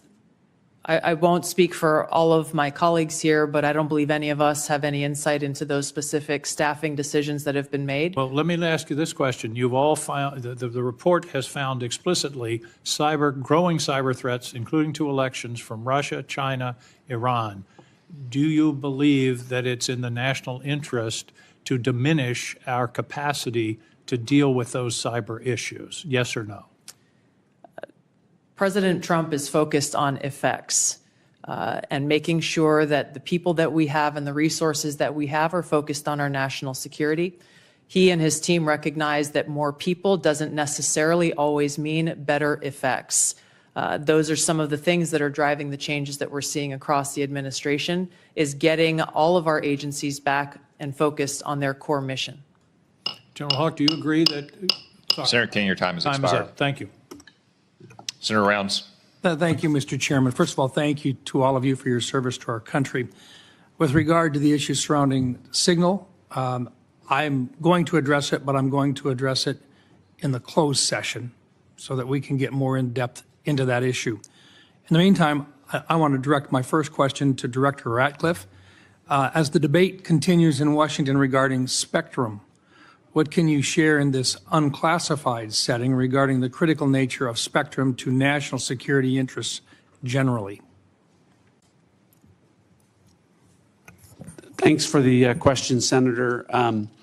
I know this is an issue of great interest to the Senate, and the potential auction of commercial space on spectrum. Those, as you correctly point out, the discussions about spectrum, I will start out by saying There are national security implications from such an auction were to take place to both the DoD and the IC.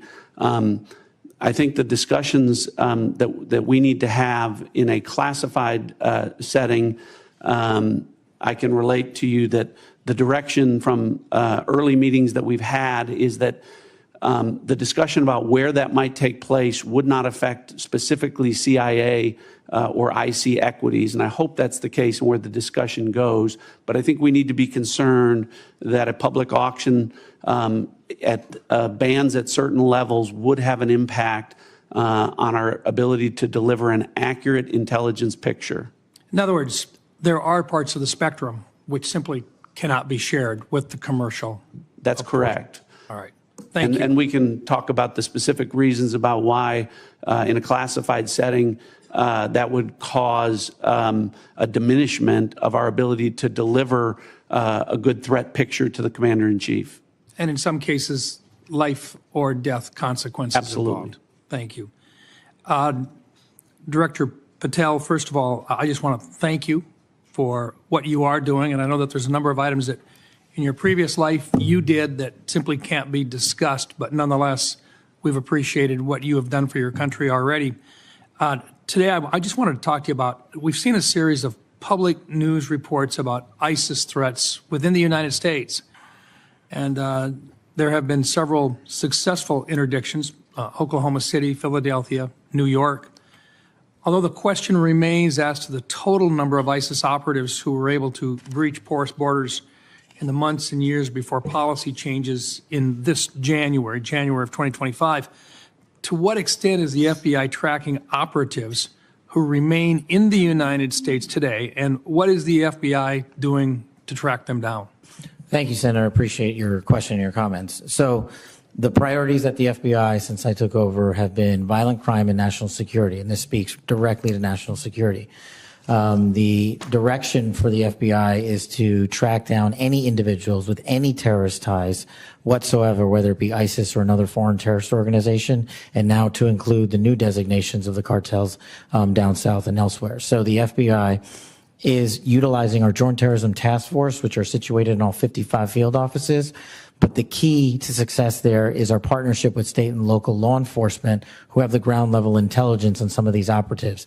And as you've highlighted, we've already shut down numerous threats, and we've identified publicly where permissible these threats and individuals and where they're coming from. And I think the FBI is doing a very good job right now in collecting this information through our interagency process. And we will continue to thwart every bad actor affiliated with a terrorist organization or otherwise. Thank you. And Director Hawk, first of all, look, you've talked a little bit already about Salt Typhoon, but what I want to really get into is the things that are moving right now that you haven't had a chance to address, and in particular, Cybercom 2.0 and the need to accelerate that particular plan moving forward. Can you talk just briefly? I've got 40 seconds left. Talk to us a little bit about how critical 2.0 is in terms of countering the cyber activity that's going on through nefarious actors. Senator, what we were asked to do by Congress was to look at what's the force generation model for the Department of Defense to be able to generate cyber forces. Based off of that request, I produced a recommendation for the Secretary that outlined 3 critical things, which is really how we manage the talent, how we develop the talent in the department, and also how we equip that talent underpinned by compute and AI. We've brought that plan initially back to Secretary Hegseth. He told us to go faster. We've delivered him that plan. And now, based off of his guidance, we will now begin to move forward with the rest of the department. Thank you. Thank you, Mr. Chairman. Senator Bennett. Thank you, Mr. Chairman. Thank you very much for holding this hearing, and thank you for being here. Mr. Director Ratcliffe, it sounds to me like your testimony today and the Secretary and the DNI's testimony is that there was nothing wrong at all with the signal thread that you were on, that it didn't include any targeting information or battle sequence. That is your testimony. That's your testimony. And I'm a little staggered that that is your view, Director Ratcliffe. Does the CIA have any rules about handling of classified information? Yes or no? Yes. Thank you, Director Ratcliffe. Do you agree, Secretary of Defense Pete Hegseth said this morning when asked by members of the press what had happened, he said this morning in Hawaii that Atlantic Editor-in-Chief Jeff Goldberg is a, quote, deceitful and highly discredited so-called journalist who's made a profession of providing hoaxes time and time again. Do you share that evaluation, the Secretary of Defense's evaluation of Jeff Goldberg as a journalist? Senator, I didn't see those comments. I don't know Jeff Goldberg. So do you share that view of the Secretary of Defense? Well, I don't have a view on. Okay. Do you, assuming that he has that view, I'm curious about whether you are the CIA director. Okay, this has happened. We know it's happened. Did Jeff Goldberg somehow, did he create a hoax that allowed him to become part of this signal thread? Please answer the question. You don't insult the intelligence of the American people. Did he invite himself to the signal thread? I don't know how he was invited, but clearly he was added. Clearly it was. Finish your sentence, please. Clearly he was added to the signal group. Your question is. You don't know that the president's national security advisor invited him to join the signal thread? Everybody in America knows that. Does the CIA director not know that? I've seen conflicting reports about who added the reporter to the signal messaging group. You think that it's perfectly appropriate that there was a reporter added, especially one that the Secretary of Defense says is deceitful, highly discredited, a so-called journalist who's made a profession of peddling hoaxes over and over again? Is your testimony that it was appropriate that he was added to this signal thread? No, of course not. And why did you not call? Hold on, Senator. You're mischaracterizing my testimony. Good. You answered the question. Let me ask you: when he was added to the thread, you're the CIA director. Why didn't you call out that he was present on the signal thread? I don't know if you use signal messaging app. I do. Not for classified information, not for targeting. Well, neither not do I, for Senator. Anything remote. Neither do I, Senator. Well, that's what your testimony is today. It absolutely is not, Senator. Were you not listening at the beginning? No. When I said that I was using it as permitted, it is permissible to use. I agree that's your testimony. Yeah. I agree that's your testimony. You asked me if I use it, and I said not for targeting, not for classified information. And I said I don't either. I also know Jeff Goldberg. I don't use it to communicate with him, but you thought it was appropriate. By the way, I think he's one of the more outstanding journalists in America, but I'm shocked to find him on a thread that he's reading in the parking lot of a grocery store in Washington, D.C., and your testimony as the director of the CIA is that it's totally appropriate. No. Is it appropriate that the president? That is not what I. Okay, when did I say it was? Please. When did I use the word appropriate?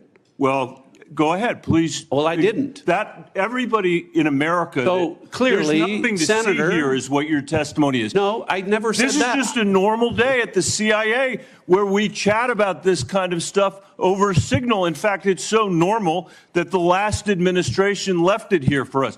That's your testimony today. That's your testimony. No, that's Senator. not my testimony. That's what you said. I didn't say any of those things that you just related, Senator. I heard you say it. We'll let the American people decide. Let me ask you one final point. Mischaracterized I'm out of time. it. Well, are you going to give me a chance? Is it appropriate? Did you know that the president's Middle East advisor was in Moscow on this thread while you were, as director of the CIA, participating in this thread? Were you aware of that? Are you aware of that today? I'm not aware of that today. This sloppiness, this incompetence, this disrespect for our intelligence agencies and the personnel who work for them is entirely unacceptable. It's an embarrassment. Senator? You need to do better. You need to do better. Thank you. I'm being gavelled by the Chairman, and I apologize for going over my time. Senator Young. Thank you all for being here. I'll be asking some follow-up questions, clarifications about this Signal episode in a closed setting, and try and work with all of you to bring clarity to that situation. It appears to me there's some unanswered questions. It'll take some time, I think, to get there in a more dispassionate setting. Director Gabbard, I'm going to begin today asking you some questions about emerging technology. This has been a real point of emphasis, I know, of our broader national security community for a period of time. We know that PRC is making generational investments in certain emerging tech, AI, biotech, and other areas of technology to reduce their vulnerability against any supply chain disruptions and to lead the world in some areas. As the IC assesses, the PRC is seeking to, quote, become a global S&T superpower, surpass the United States, promote self-reliance, and achieve further economic, political, and military gain. So, Director Gabbard, can you describe the actions China is taking to operationalize that IC assessment in ways that directly target the security and prosperity of everyday Americans? Senator, what we know is that they are trying to use these capabilities as a means to continue to exploit vulnerabilities within our own critical infrastructure and our cyber technology. The critical infrastructure is a key area of concern given what we know has already been exploited, these asymmetric attacks that have been placed within our critical infrastructure that are of serious concern given how they could be exploited, especially during a time of conflict. We know that they are experiencing a boom in their generative AI capability and are competing very heavily against our own AI capabilities. Obviously, AI can and will be used across a multitude of every sector of our society, both here as we are in our own country, and we expect China to be able to continue to do the same there. So two key areas of vulnerability to the United States, conceivably, susceptibility to cyber attacks, and as China's leveraging of AI towards misinformation, increasingly into the physical realm, they can pose threats to us as well. As follow-up, Director Ratcliffe, you know, we've had Huawei, we've had TikTok. What do you believe will be the next point of technological friction and competition between the U.S. and China? What should members of Congress be looking for? Senator, I think I can answer this question more fully in the classified setting. What I would say is it relates to the issue of emerging technologies and matters of quantum computing and quantum sensing, and our ability to stay ahead of China on the technological curve with respect to those issues. I'd be happy to get into that in further detail in a classified setting. Excellent. We'll dive into that. Director Haw, General, how do you see biotech playing into this broader competition?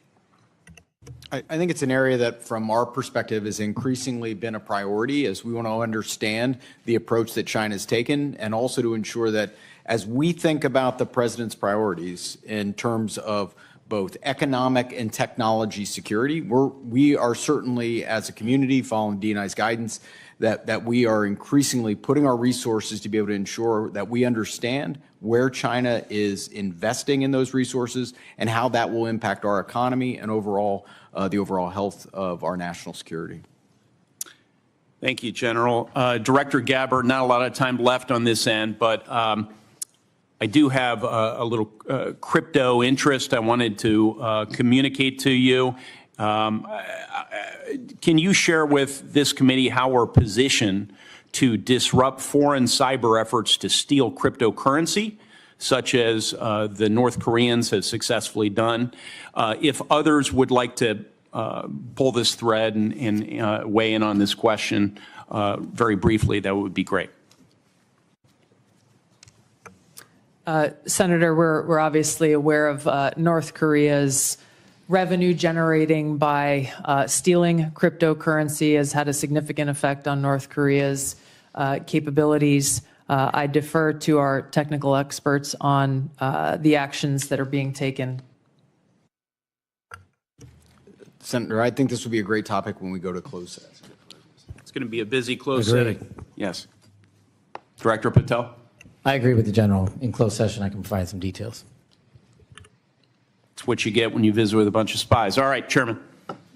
Senator Kelly. Thank you, Mr. Chairman. I'm going to come back to the topic of the day here, the signal chain as reported by the Atlantic. Ms. Gabbard and Mr. Ratcliffe, you each testified that there was no information operational in nature, no classified information. So I want to ask each of you just a series of, just respond yes or no. I'll start with Ms. Gabbard. In the signal chain that we have been talking about, was there any mention of a target in Yemen?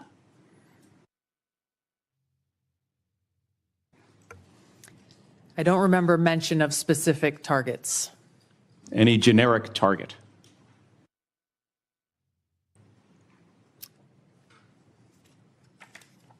I believe there was discussion around targets in general.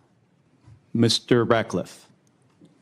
I think that's consistent with my recollection. Again, I don't have access to that. Was there any mention, Ms. Gabbard, of a weapon or weapons system?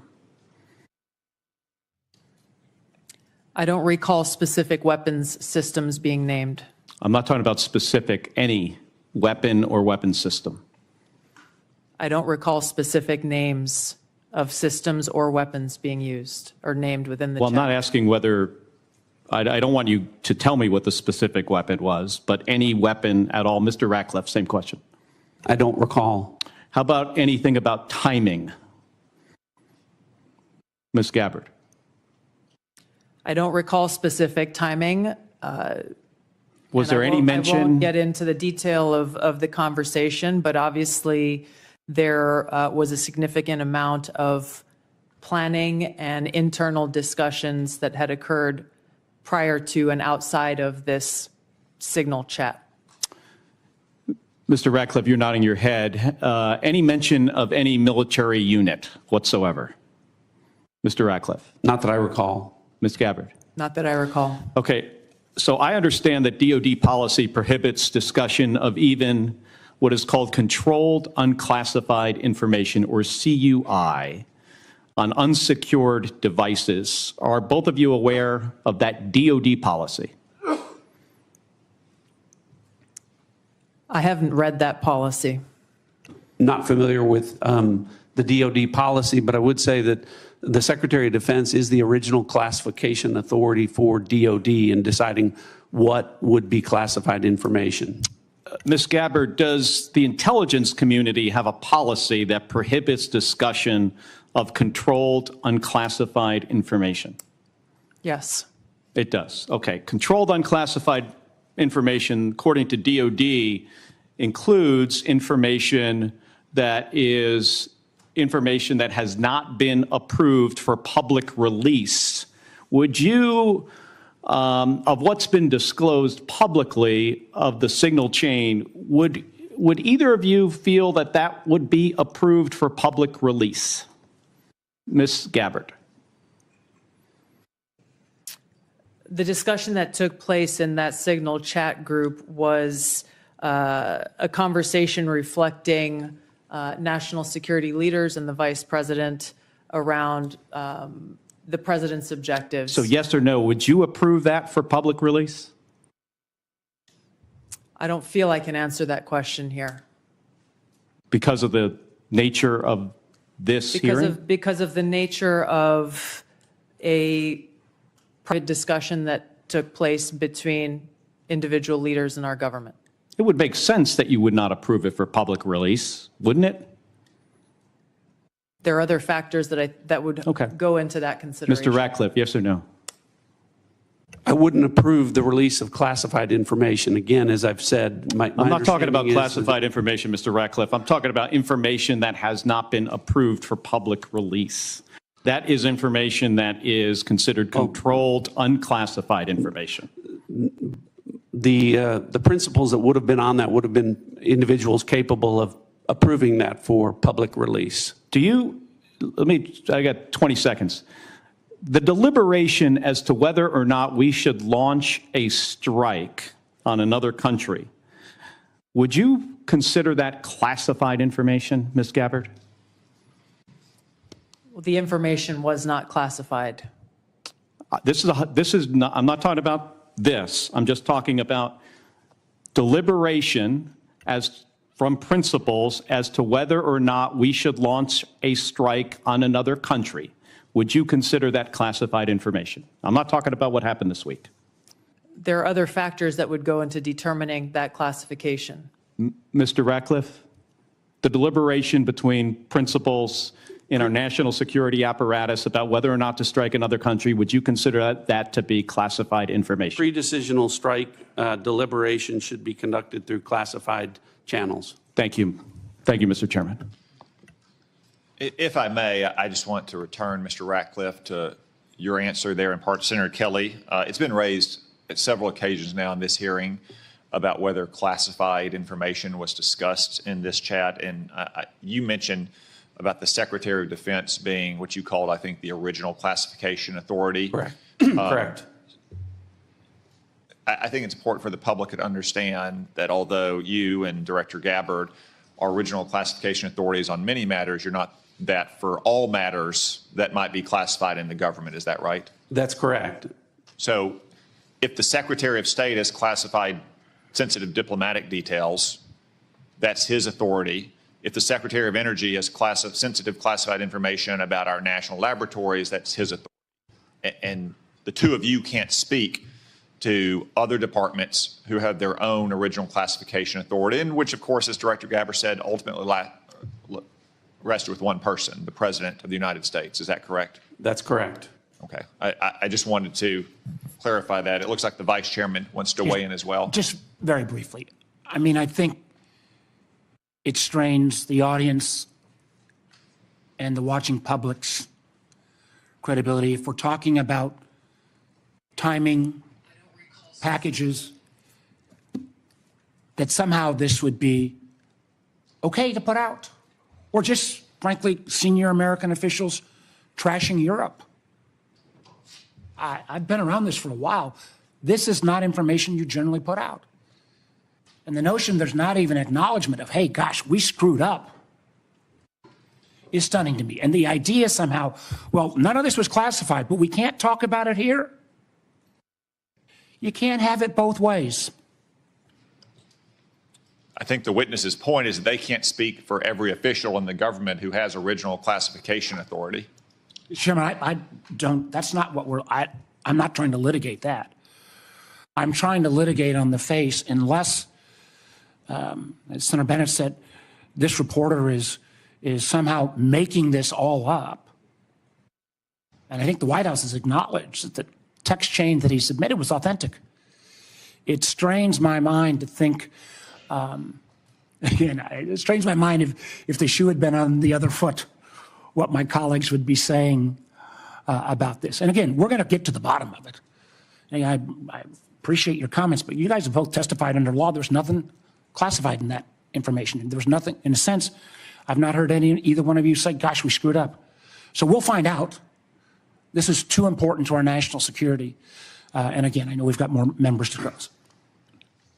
They testified, is my understanding, correct me if I'm wrong, that there's no intelligence community classified information. Is that correct? That's Director correct. Ratcliffe, is that correct? Director Gabbard? Yes, Chairman. Well, again. That's not correct. She said repeatedly there's nothing classified. Period. Right, period. You can't have it both. And again, we'll see. I cannot believe this is not going to come out. And if it's not classified, again, we'd ask you to give it to the public today. I'm sure one of your aides back there probably got it on paper. If you got it here, it's not classified. Stand by your position. Or is this just one more example of a careless approach to how we keep our secrets in this administration? With apologies to Senator Moran. Thank you, Mr. Chairman, and thank you to our witnesses for being here. I want to explore a little bit about Ukraine, and I'll direct this to Director Ratcliffe or Director Cruz. The ATA assesses that, quote, the grinding war of attrition in Ukraine, quote, will lead to a gradual but steady erosion of Kyiv's positions on the battlefield. Are Ukrainian forces at any significant risk of collapse this year?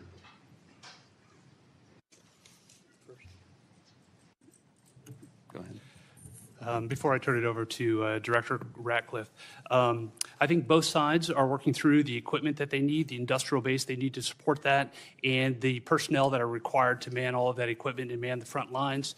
And as we see the battle space in the various portions, whether it's in Kursk, whether it's in any of the 4 oblasts, we see areas where Kyiv will struggle to prevent the slow attritional grind.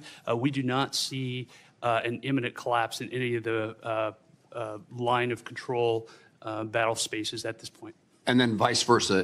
That answers my question, unless you want to add something, Director. Whatever advantages in manpower and material they have, can Russia maintain its operational tempo without significant changes to how it's conducting the war? I think our assessment from a military perspective is that Russia has the ability to sustain its campaign longer than Kyiv would. Now, when that timeline hits, we do not have an assessment of, but I believe that if this were to go on for more than the remainder of this year, both sides would have a significant challenge maintaining their defense industrial base as well as their operational ops tempo. Longer than this year? That is correct, and they will each have difficulty at various points throughout the spring, summer, and fall as well. Thank you. Director Ratcliffe, ATA says continuing the Russia-Ukraine war perpetuates strategic risks to the United States of unintended escalation to large-scale war and heightened insecurity among NATO allies. What are the strategic risks to the United States if Russia were to achieve its maximalist objectives via peace agreement? Achieve via peace agreement? Yes. Well, I think that clearly the negotiations that are going on reflect that President Trump is seeking a cessation of the war on terms that will end the war permanently. From an intelligence community standpoint, and specifically with regard to CIA assets, we've taken steps to support that, the president's goal of an enduring peace. To General Cruz's comments, I agree with his assessment and generally the public assessment that Russia has the battlefield advantage, is grinding forward slowly. I want to comment on that, however, to say that with regard to the Ukrainian resistance, the Ukrainian people and the Ukrainian military have been underestimated for a period of several years now. And ultimately, I'm convinced from my reflections in observing from an intelligence standpoint that they will fight with their bare hands if they have to, if they don't have terms that are acceptable to an enduring peace. Obviously, to the point of maximalist goals, President Trump has communicated that he is aware of the dangers of that, of Russia getting what they want. And I think that the peace talks that are taking place would reflect, if successful, and they are making progress, that both sides would not get everything that they want and no one's maximalist goals would be achieved. Thank you both. In the short time I have, I'm going to skip a question and ask that I intended to ask, but ask the director of the FBI. Director, I chair the subcommittee that appropriates money for the Department of Justice, including the FBI. It has been our practice that the FBI director, as well as the Attorney General, appear before our committee each year. And I would want to make certain that you do not foresee any challenges that I will have in your presence when you come to speak when we invite you to come speak about your budget. I think when we visited in the office, you made yourself often available, pleased to talk to Congress. We're getting ready for the appropriations process to begin. The budget that the president intends to submit is seemingly months away, weeks away, long weeks away. And we may ask you to come testify about your priorities now or sooner than that. Is that a challenge for you that I ought to be aware of? From the FBI, no, as long as the Department of Justice and the Attorney General are good with it. Thank you. Senator Reid. Thank you very much, Mr. Chairman. Director Ratcliffe, you have repeatedly made the point that there was no classified information contained in any of these discussions that were reported in the Atlantic Monthly. Is that correct? No, that's not correct. So, Senator, what I've related is that any information that was related from my perspective or that I observed from the intelligence perspective was not classified information. With respect to the assertions and the allegations that there was strike packages or targeting information or things that relate to DOD, as I've pointed out, the Secretary of Defense is the original classification authority for determining whether something's classified or not. And as I've understood from media reports, the Secretary of Defense has said the information was not classified. Are you aware that the Secretary of Defense declassified this information prior to the discussion? I'm not.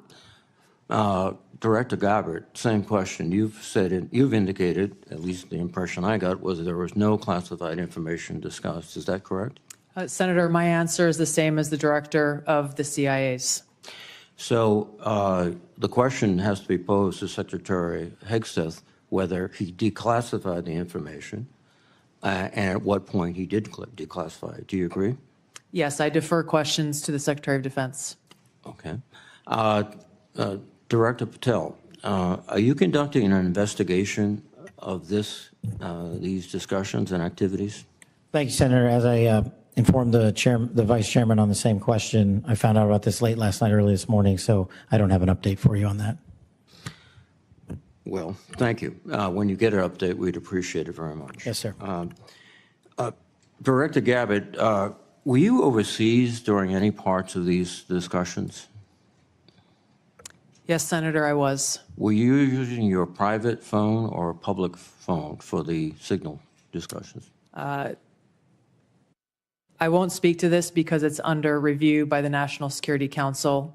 Once that review is complete, I'm sure we'll share the results with the committee. What is under review? It's a very simple question. Are you your private phone or an officially issued phone? What could be under review? National Security Council is reviewing all aspects of how this came to be, how the journalist was inadvertently added to the group chat, and what occurred within that chat across the board. But so you were not going to disclose anything about whether you use the phone. Director Ratcliffe, there's been indication that the CIA has warned recently retired personnel about the vulnerabilities of Signal and other encrypted messaging applications. If that's the case, why were you discussing these issues on Signal? Senator, signal use, as I've said repeatedly, is permissible for work purposes. I've never said that end-to-end encryption apps like Signal are a substitute for classified systems. And I was not discussing classified information in this setting. But as you've indicated previously, perhaps the Secretary of Defense was discussing classified information, and only he can be held accountable in terms of whether it was classified or declassified at the point when he spoke. Is that accurate? Well, I didn't say it that way. I said the Secretary of Defense is the original classification authority, and my understanding is that his comments are that any information that he shared was not classified. But you have no way to verify that? I don't. Again, this is a very troubling example and a great lapse in our intelligence and our discussion. One further point. If you are not aware of any classified information on the discussions back and forth, would it be appropriate for the author to release the entire text of what he heard or transcribed? I think the author has released, my understanding, essentially almost all of the information as it's been related to me. I don't know what calculation the author made with regard to what information would be released or not. Well, he but again, I can again confirm that with respect to the communications that were related, as to me, there was no classified information. According to the article, quote, the message contained information that might be interpreted as related to actual and current intelligence operations, and the author did not disclose that information. So the question would be, if he disclosed everything he heard, in your view. That wouldn't be classified information. I know the context of what that is, and I think the author said might be interpreted as related to intelligence information. It was not classified information. So it goes back to my point. If he released all this information he did not release, he could do so without any liability at the federal level. I think you're asking for a legal answer that I'm not able to give you, but. Mr. Patel, can you opine? You're a lawyer and you're the director of the FBI. Would he face any legal liability if he released the information? Because of the questions you and the Vice Chairman have put to me, I'm not going to prejudge the situation, and that legal call is ultimately for the Department of Justice. Thank you. Thank you very much, Mr. Chairman. Senator Ossoff. Thank you, Mr. Chairman, and thank you all for joining us and for your service. Just to make sure I understand some of the basics here. So, Director Ratcliffe, you were a member of the Houthi PC small group signal chain, correct? I was. Yeah, and so were the Vice President, the Secretaries of State and Defense, the National Security Advisor, and Ms. Gabbard, correct? I believe so. I don't have a list of who was invited to be on. And so was national political reporter Jeffrey Goldberg, correct? I don't know that. Yes, you do. I don't know Jeffrey Goldberg, and I've already testified. I don't know whether or how he was added. Okay, well, he was a member of the signal chain, and the discussion included the Vice President's private opinion on the wisdom of proposed U.S. strikes in Yemen, correct? I don't recall. Vance, quote, I think we are making a mistake. I am not sure the President is aware of how inconsistent this is with his message on Europe right now. There was a strong argument for delaying this a month. You don't recall? I don't, as you don't recall seeing that? Read that. I don't. It included the private opinions of the Secretary of Defense on the timing of strikes in Yemen, correct? I don't recall. Director Ratcliffe, surely you prepared for this hearing today. You were part of a group of principals, senior echelons of the U.S. government, in now a widely publicized breach of sensitive information. You don't recall whether the Vice President opined on the wisdom of the strikes? That's your testimony today under oath? In that setting, I don't recall. Here's what Secretary Hegseth said, quote, waiting a few weeks or months does not fundamentally change the calculus. Two immediate risks on waiting. One, this leaks and we look indecisive. Two, Israel takes an action first or Gaza ceasefire falls apart and we don't get to start this on our own terms. Your testimony is you don't recall the Secretary of Defense sending that message or reading it? I recall there being an exchange. I don't recall the specifics as you're reading it. Well, let's put it this way, Director Ratcliffe, a discussion by senior U.S. officials on the timing and risks of a proposed military campaign and disagreements between the President and the Vice President about U.S. plans and intentions would be of obvious interest to foreign intelligence services, would it not? Yes. And they were discussing the timing of sending U.S. air crews into enemy airspace where they faced an air defense threat, correct? I'm going to, Senator, defer to the other principles that you're referring to about what the meaning and the context of They're what they were talking about auditing. the timing of U.S. airstrikes, correct? Yes. Yes, and therefore the timing of sending U.S. air crews into hostile airspace, correct? Yes. And therefore the time period during which enemy air defenses could target U.S. air crews flying in enemy airspace, correct? I don't know that. You do know that. Let me ask this question, General Hawk. You lead America's signals intelligence collection. Would the private deliberation of foreign senior officials about the wisdom and timing of potential military action be a collection priority for you and the U.S. intelligence community? Senator, it's our job to do indications and warning for both the plans and intentions of adversary leaders and for military commanders.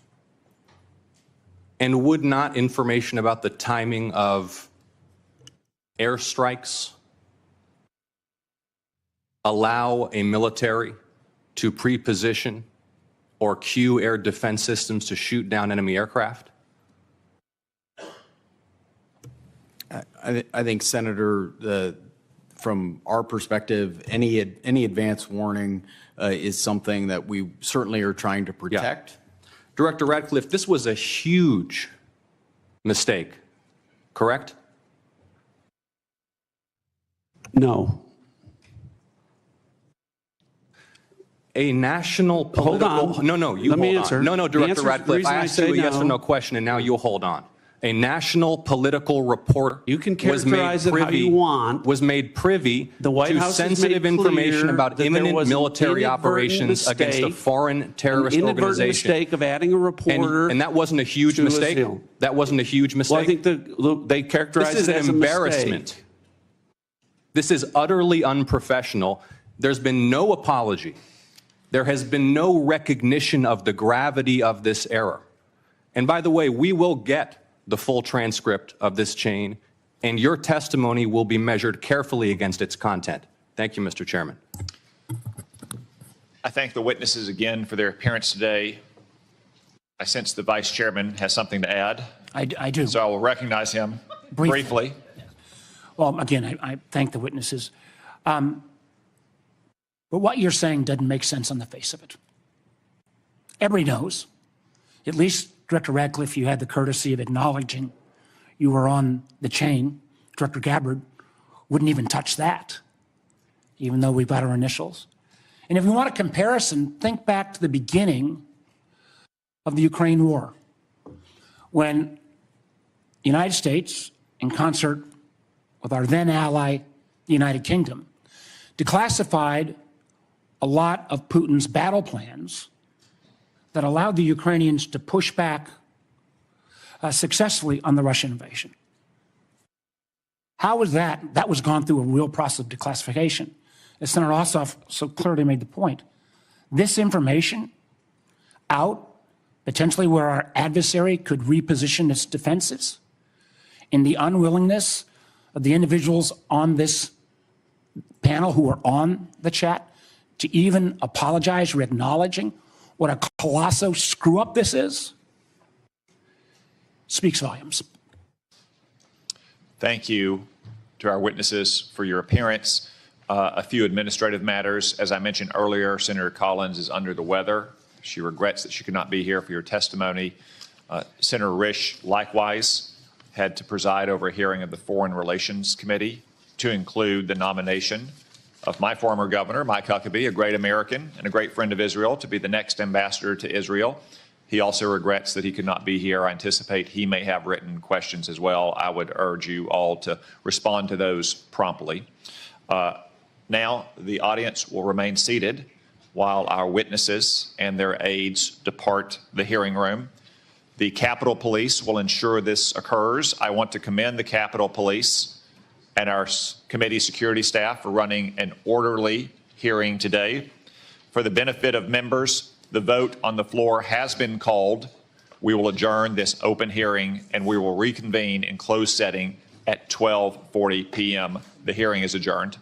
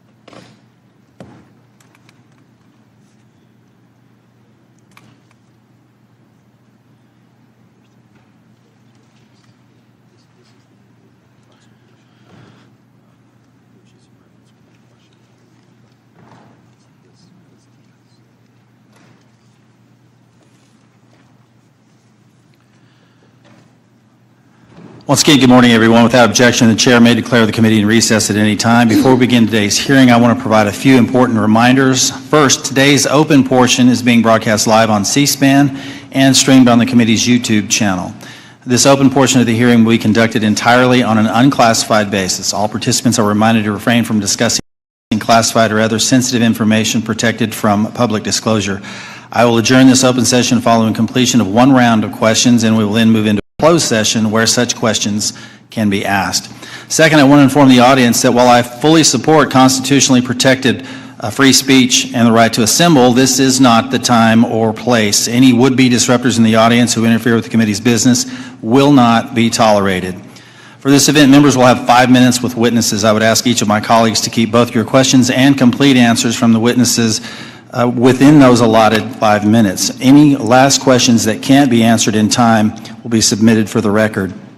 In the same manner in which the House Permanent Select Committee on Intelligence has conducted itself in recent worldwide threats hearings, I expect that we will continue to act in a bipartisan and respectful manner during today's event. I'm confident all members can treat each of our witnesses today with due respect, consistent with past practice. This worldwide threats hearing provides the American people the opportunity to hear directly from our intelligence community leadership on the threats that face our nation. It's my pleasure to welcome our witnesses to today's hearing. Director of National Intelligence, the Honorable Tulsi Gabbard. Director of Central Intelligence Agency, the Honorable John Ratcliffe. Director of the Federal Bureau of Investigation, the Honorable Kash Patel.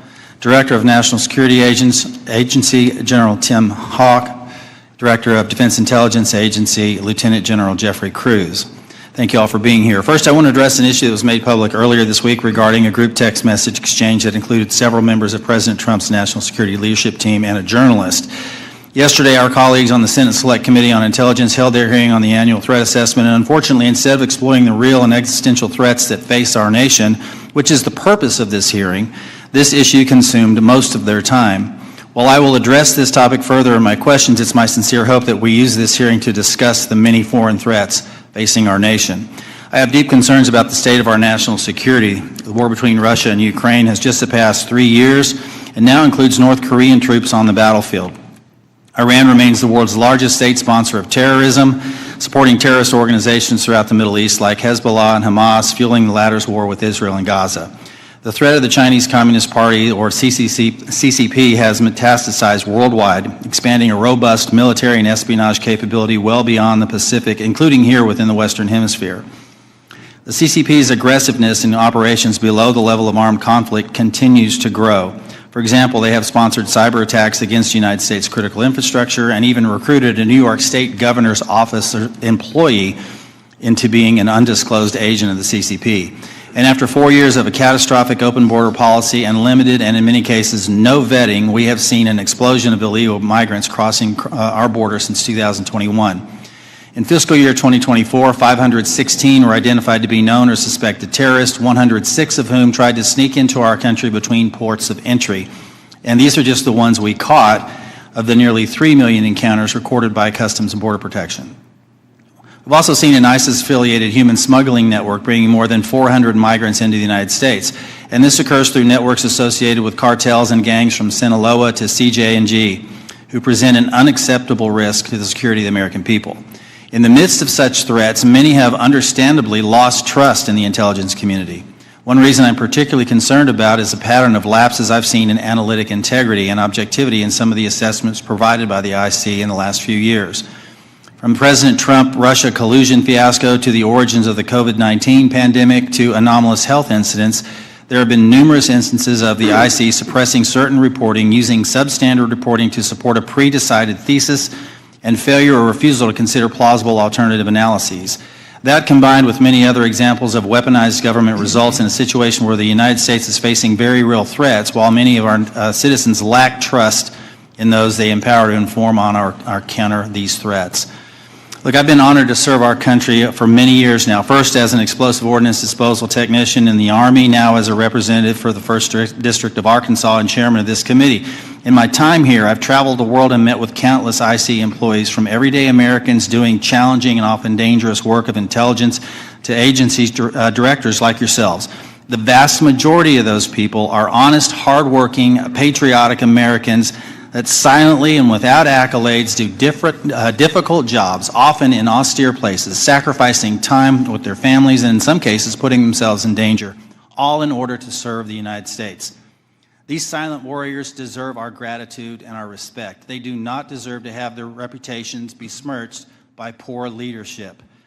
Unfortunately, in recent years, we've seen instances of politicized, self-serving, dishonest leaders sustaining the reputation of our institutions and patriots by abusing the powers and sacred trust given to them by the American people. We have some real work to do. You in your roles as leaders of prestigious organizations and us as members of this committee charged with conducting honest and rigorous oversight must ensure that our institutions work for the American people. Those that don't uphold the stringent standards of integrity that the American people expect and deserve must be held accountable. In the instances where trust is breached, those involved must be held accountable. This will help rebuild the trust between the American people and those that serve them in the intelligence community. Today, we need you to be candid about the threats facing the United States. I have deep concerns that many threats have been downplayed or not taken seriously enough for some time, particularly in the homeland and the Western Hemisphere. I look forward to hearing your assessment. Thank you again to our witnesses for being here today, and with that, I want to yield to the distinguished ranking member, Mr. Himes, for his opening statement. Thank you, Mr. Chairman, and good morning and welcome to our witnesses. As the chairman said, this hearing is an important opportunity for our committee and the American people to hear directly from the senior leadership of the intelligence community about the threats that our nation faces. I read the unclassified report, and I found a lot of continuity in the IC's assessment about critical threats to our national security compared to last year's assessment. The IC continues to see threats from our principal adversaries, China, Russia, Iran, and North Korea. I must say, though, that after these last 2 months, I'm worried that the call may be coming from inside the House. This report calls Russia, and I quote, an enduring potential threat to U.S. power, presence, and global interests. But as far as I can tell, we're now on Team Kremlin. We vote with them and against our allies in the United Nations. We humiliate President Zelensky in the Oval Office. The president's chief Russian negotiator, Steve Witkoff, is repeating Russian talking points and participating on a madcap signal chat about an attack on Yemen while inside Russia. USAID is gone, and with it, all American soft power.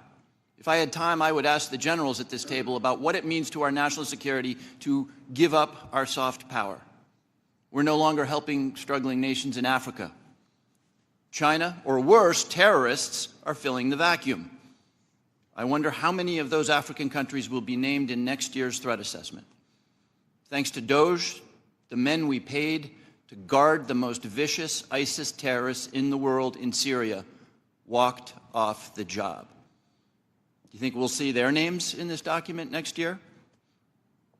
Elon Musk fired the people who maintain our nuclear weapons. Does that feel like a threat to you?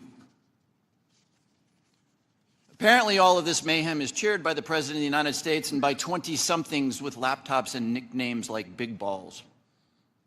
But I've been doing this for a long time, and I know that Moscow and Beijing and Tehran and Pyongyang cannot believe their luck.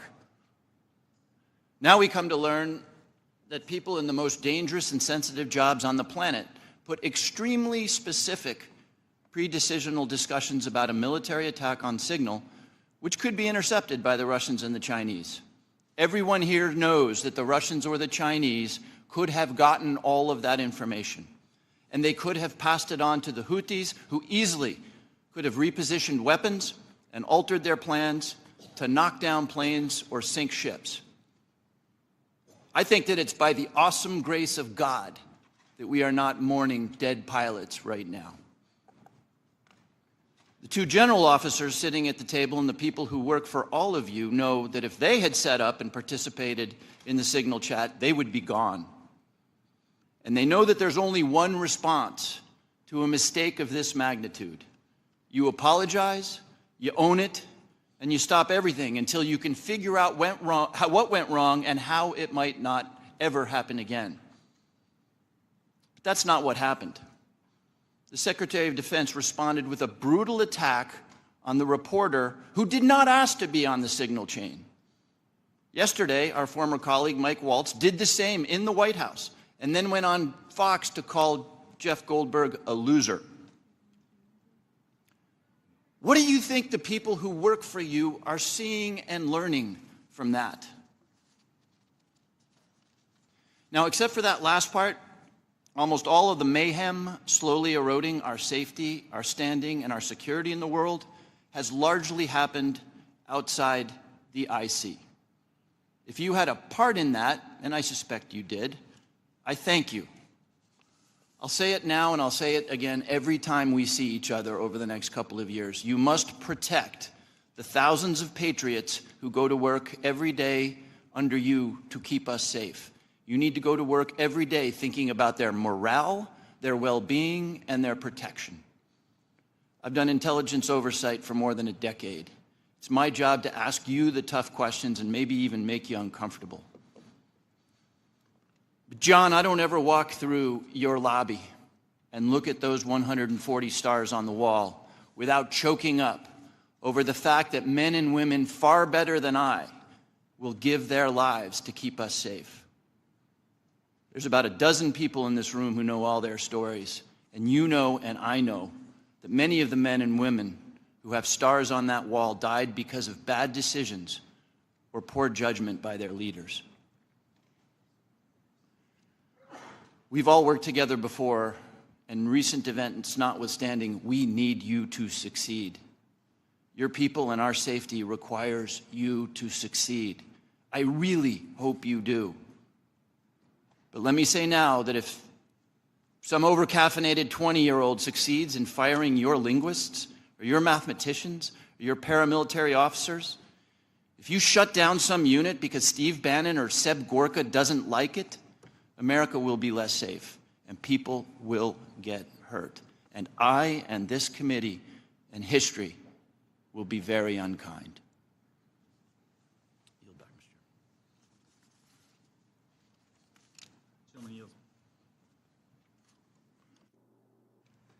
Gentleman yields. Now recognize Director Gabbard to make a statement on behalf of the intelligence community. Thank you very much, Chairman Crawford and Ranking Member Himes. Members of the committee, thank you for the opportunity for us to be here to present the 2025 Annual Threat Assessment. I'm joined here by my colleagues from the CIA, DIA, FBI, and NSA. Our testimony today offers the collective assessment of the 18 U.S. intelligence elements making up the U.S. intelligence community and draws on the intelligence collection and information available to the IC from open source and private sector and the expertise of our analysts.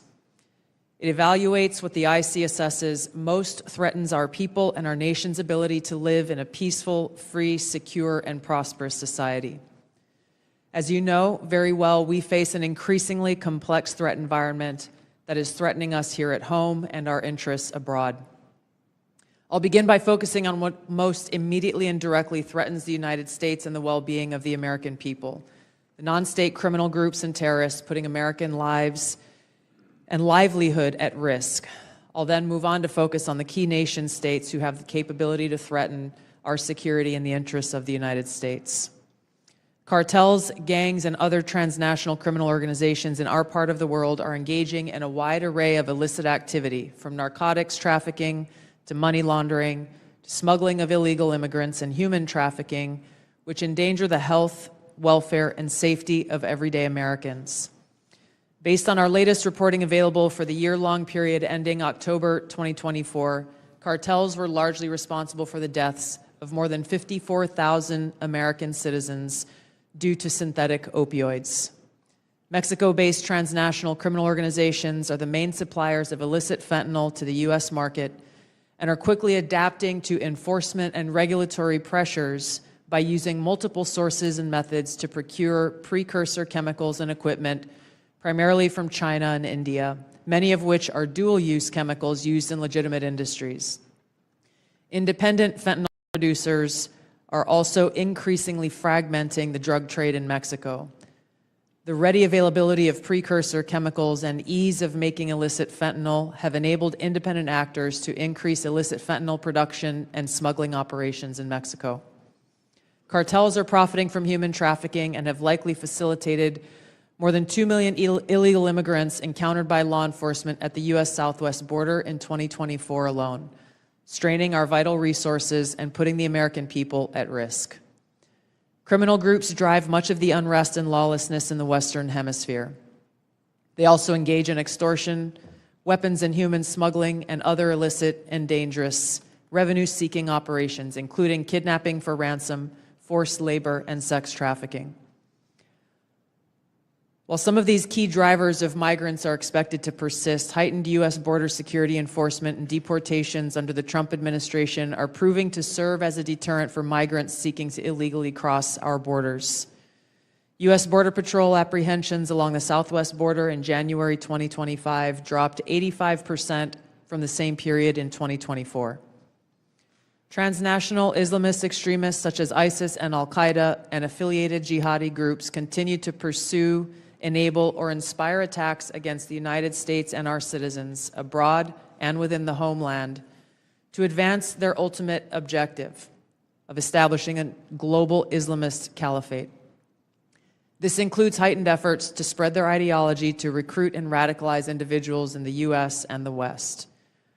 While the New Year's Day attacker in New Orleans had no known direct contact with ISIS terrorists, he was influenced and radicalized by ISIS ideological propaganda, as one example. Al-Qaeda and its affiliates continue to call for attacks against the United States as they conduct attacks overseas. These jihadist groups have shown their ability to adapt and evolve, including using new technology and tactics to spread their ideology and recruit new followers. A range of non-state cyber criminals are also targeting our economic interests, our critical infrastructure, and advanced commercial capability for extortion, other coercive pursuits, and financial gain. These actors are using a variety of tactics, including phishing, ransomware, and denial of service attacks to disrupt our systems and steal sensitive and lucrative information, using available technologies and taking advantage of U.S. cyber vulnerabilities. Ransomware actors last year, for example, attacked the largest payment processor for U.S. healthcare institutions, and another set of criminal actors conducted cyber attacks against U.S. water utilities. Some of these non-state cyber actors also operate as proxies for or emulate similar activities being carried out by major state actors. The IC sees China, Russia, Iran, and North Korea engaging in activities that could challenge U.S. capabilities and interests, especially related to our security and economy. They are in some cases working together in different areas to target U.S. interests and to protect themselves from U.S. sanctions. At this point, the IC assesses that China is our most capable strategic competitor. Under the leadership of Xi Jinping, the People's Republic of China seeks to position itself as a leading power in the world stage, economically, technologically, and militarily. Beijing is driven in part by a belief that Washington is pursuing a broad effort to contain China's rise and undermine CCP rule. China's most serious domestic challenge is probably China's slowing economy and the potential instability that could occur if socioeconomic grievances lead to large-scale unrest. Growing economic tensions with the United States and other countries could also weigh on China's plans for economic growth and domestic job creation. China's military is fielding advanced capabilities, including hypersonic weapons, stealth aircraft, advanced submarines, stronger space and cyber warfare assets, and a larger arsenal of nuclear weapons. While it appears they would like to develop and maintain positive ties with the United States and the Trump administration to advance its own interests and avoid conflict, China is building its military capability in part to gain an advantage in the event of a military conflict with the United States around the issue of China's efforts towards unification with the Republic of China or Taiwan. Beijing is advancing its cyber capabilities for sophisticated operations aimed at stealing sensitive U.S. government and private sector information and pre-positioning additional asymmetric attack options that may be deployed in a conflict. China's cyber activities have been linked to multiple high-profile breaches, including last year's massive compromise of U.S. telecom infrastructure, commonly referred to as Salt Typhoon. Beijing currently dominates global markets and strategically important supply chains, for example, with the mining and processing of several critical minerals. In December, China imposed an export ban to the United States on gallium, germanium, and antimony, all of which are important to the production of semiconductors and our defense technologies.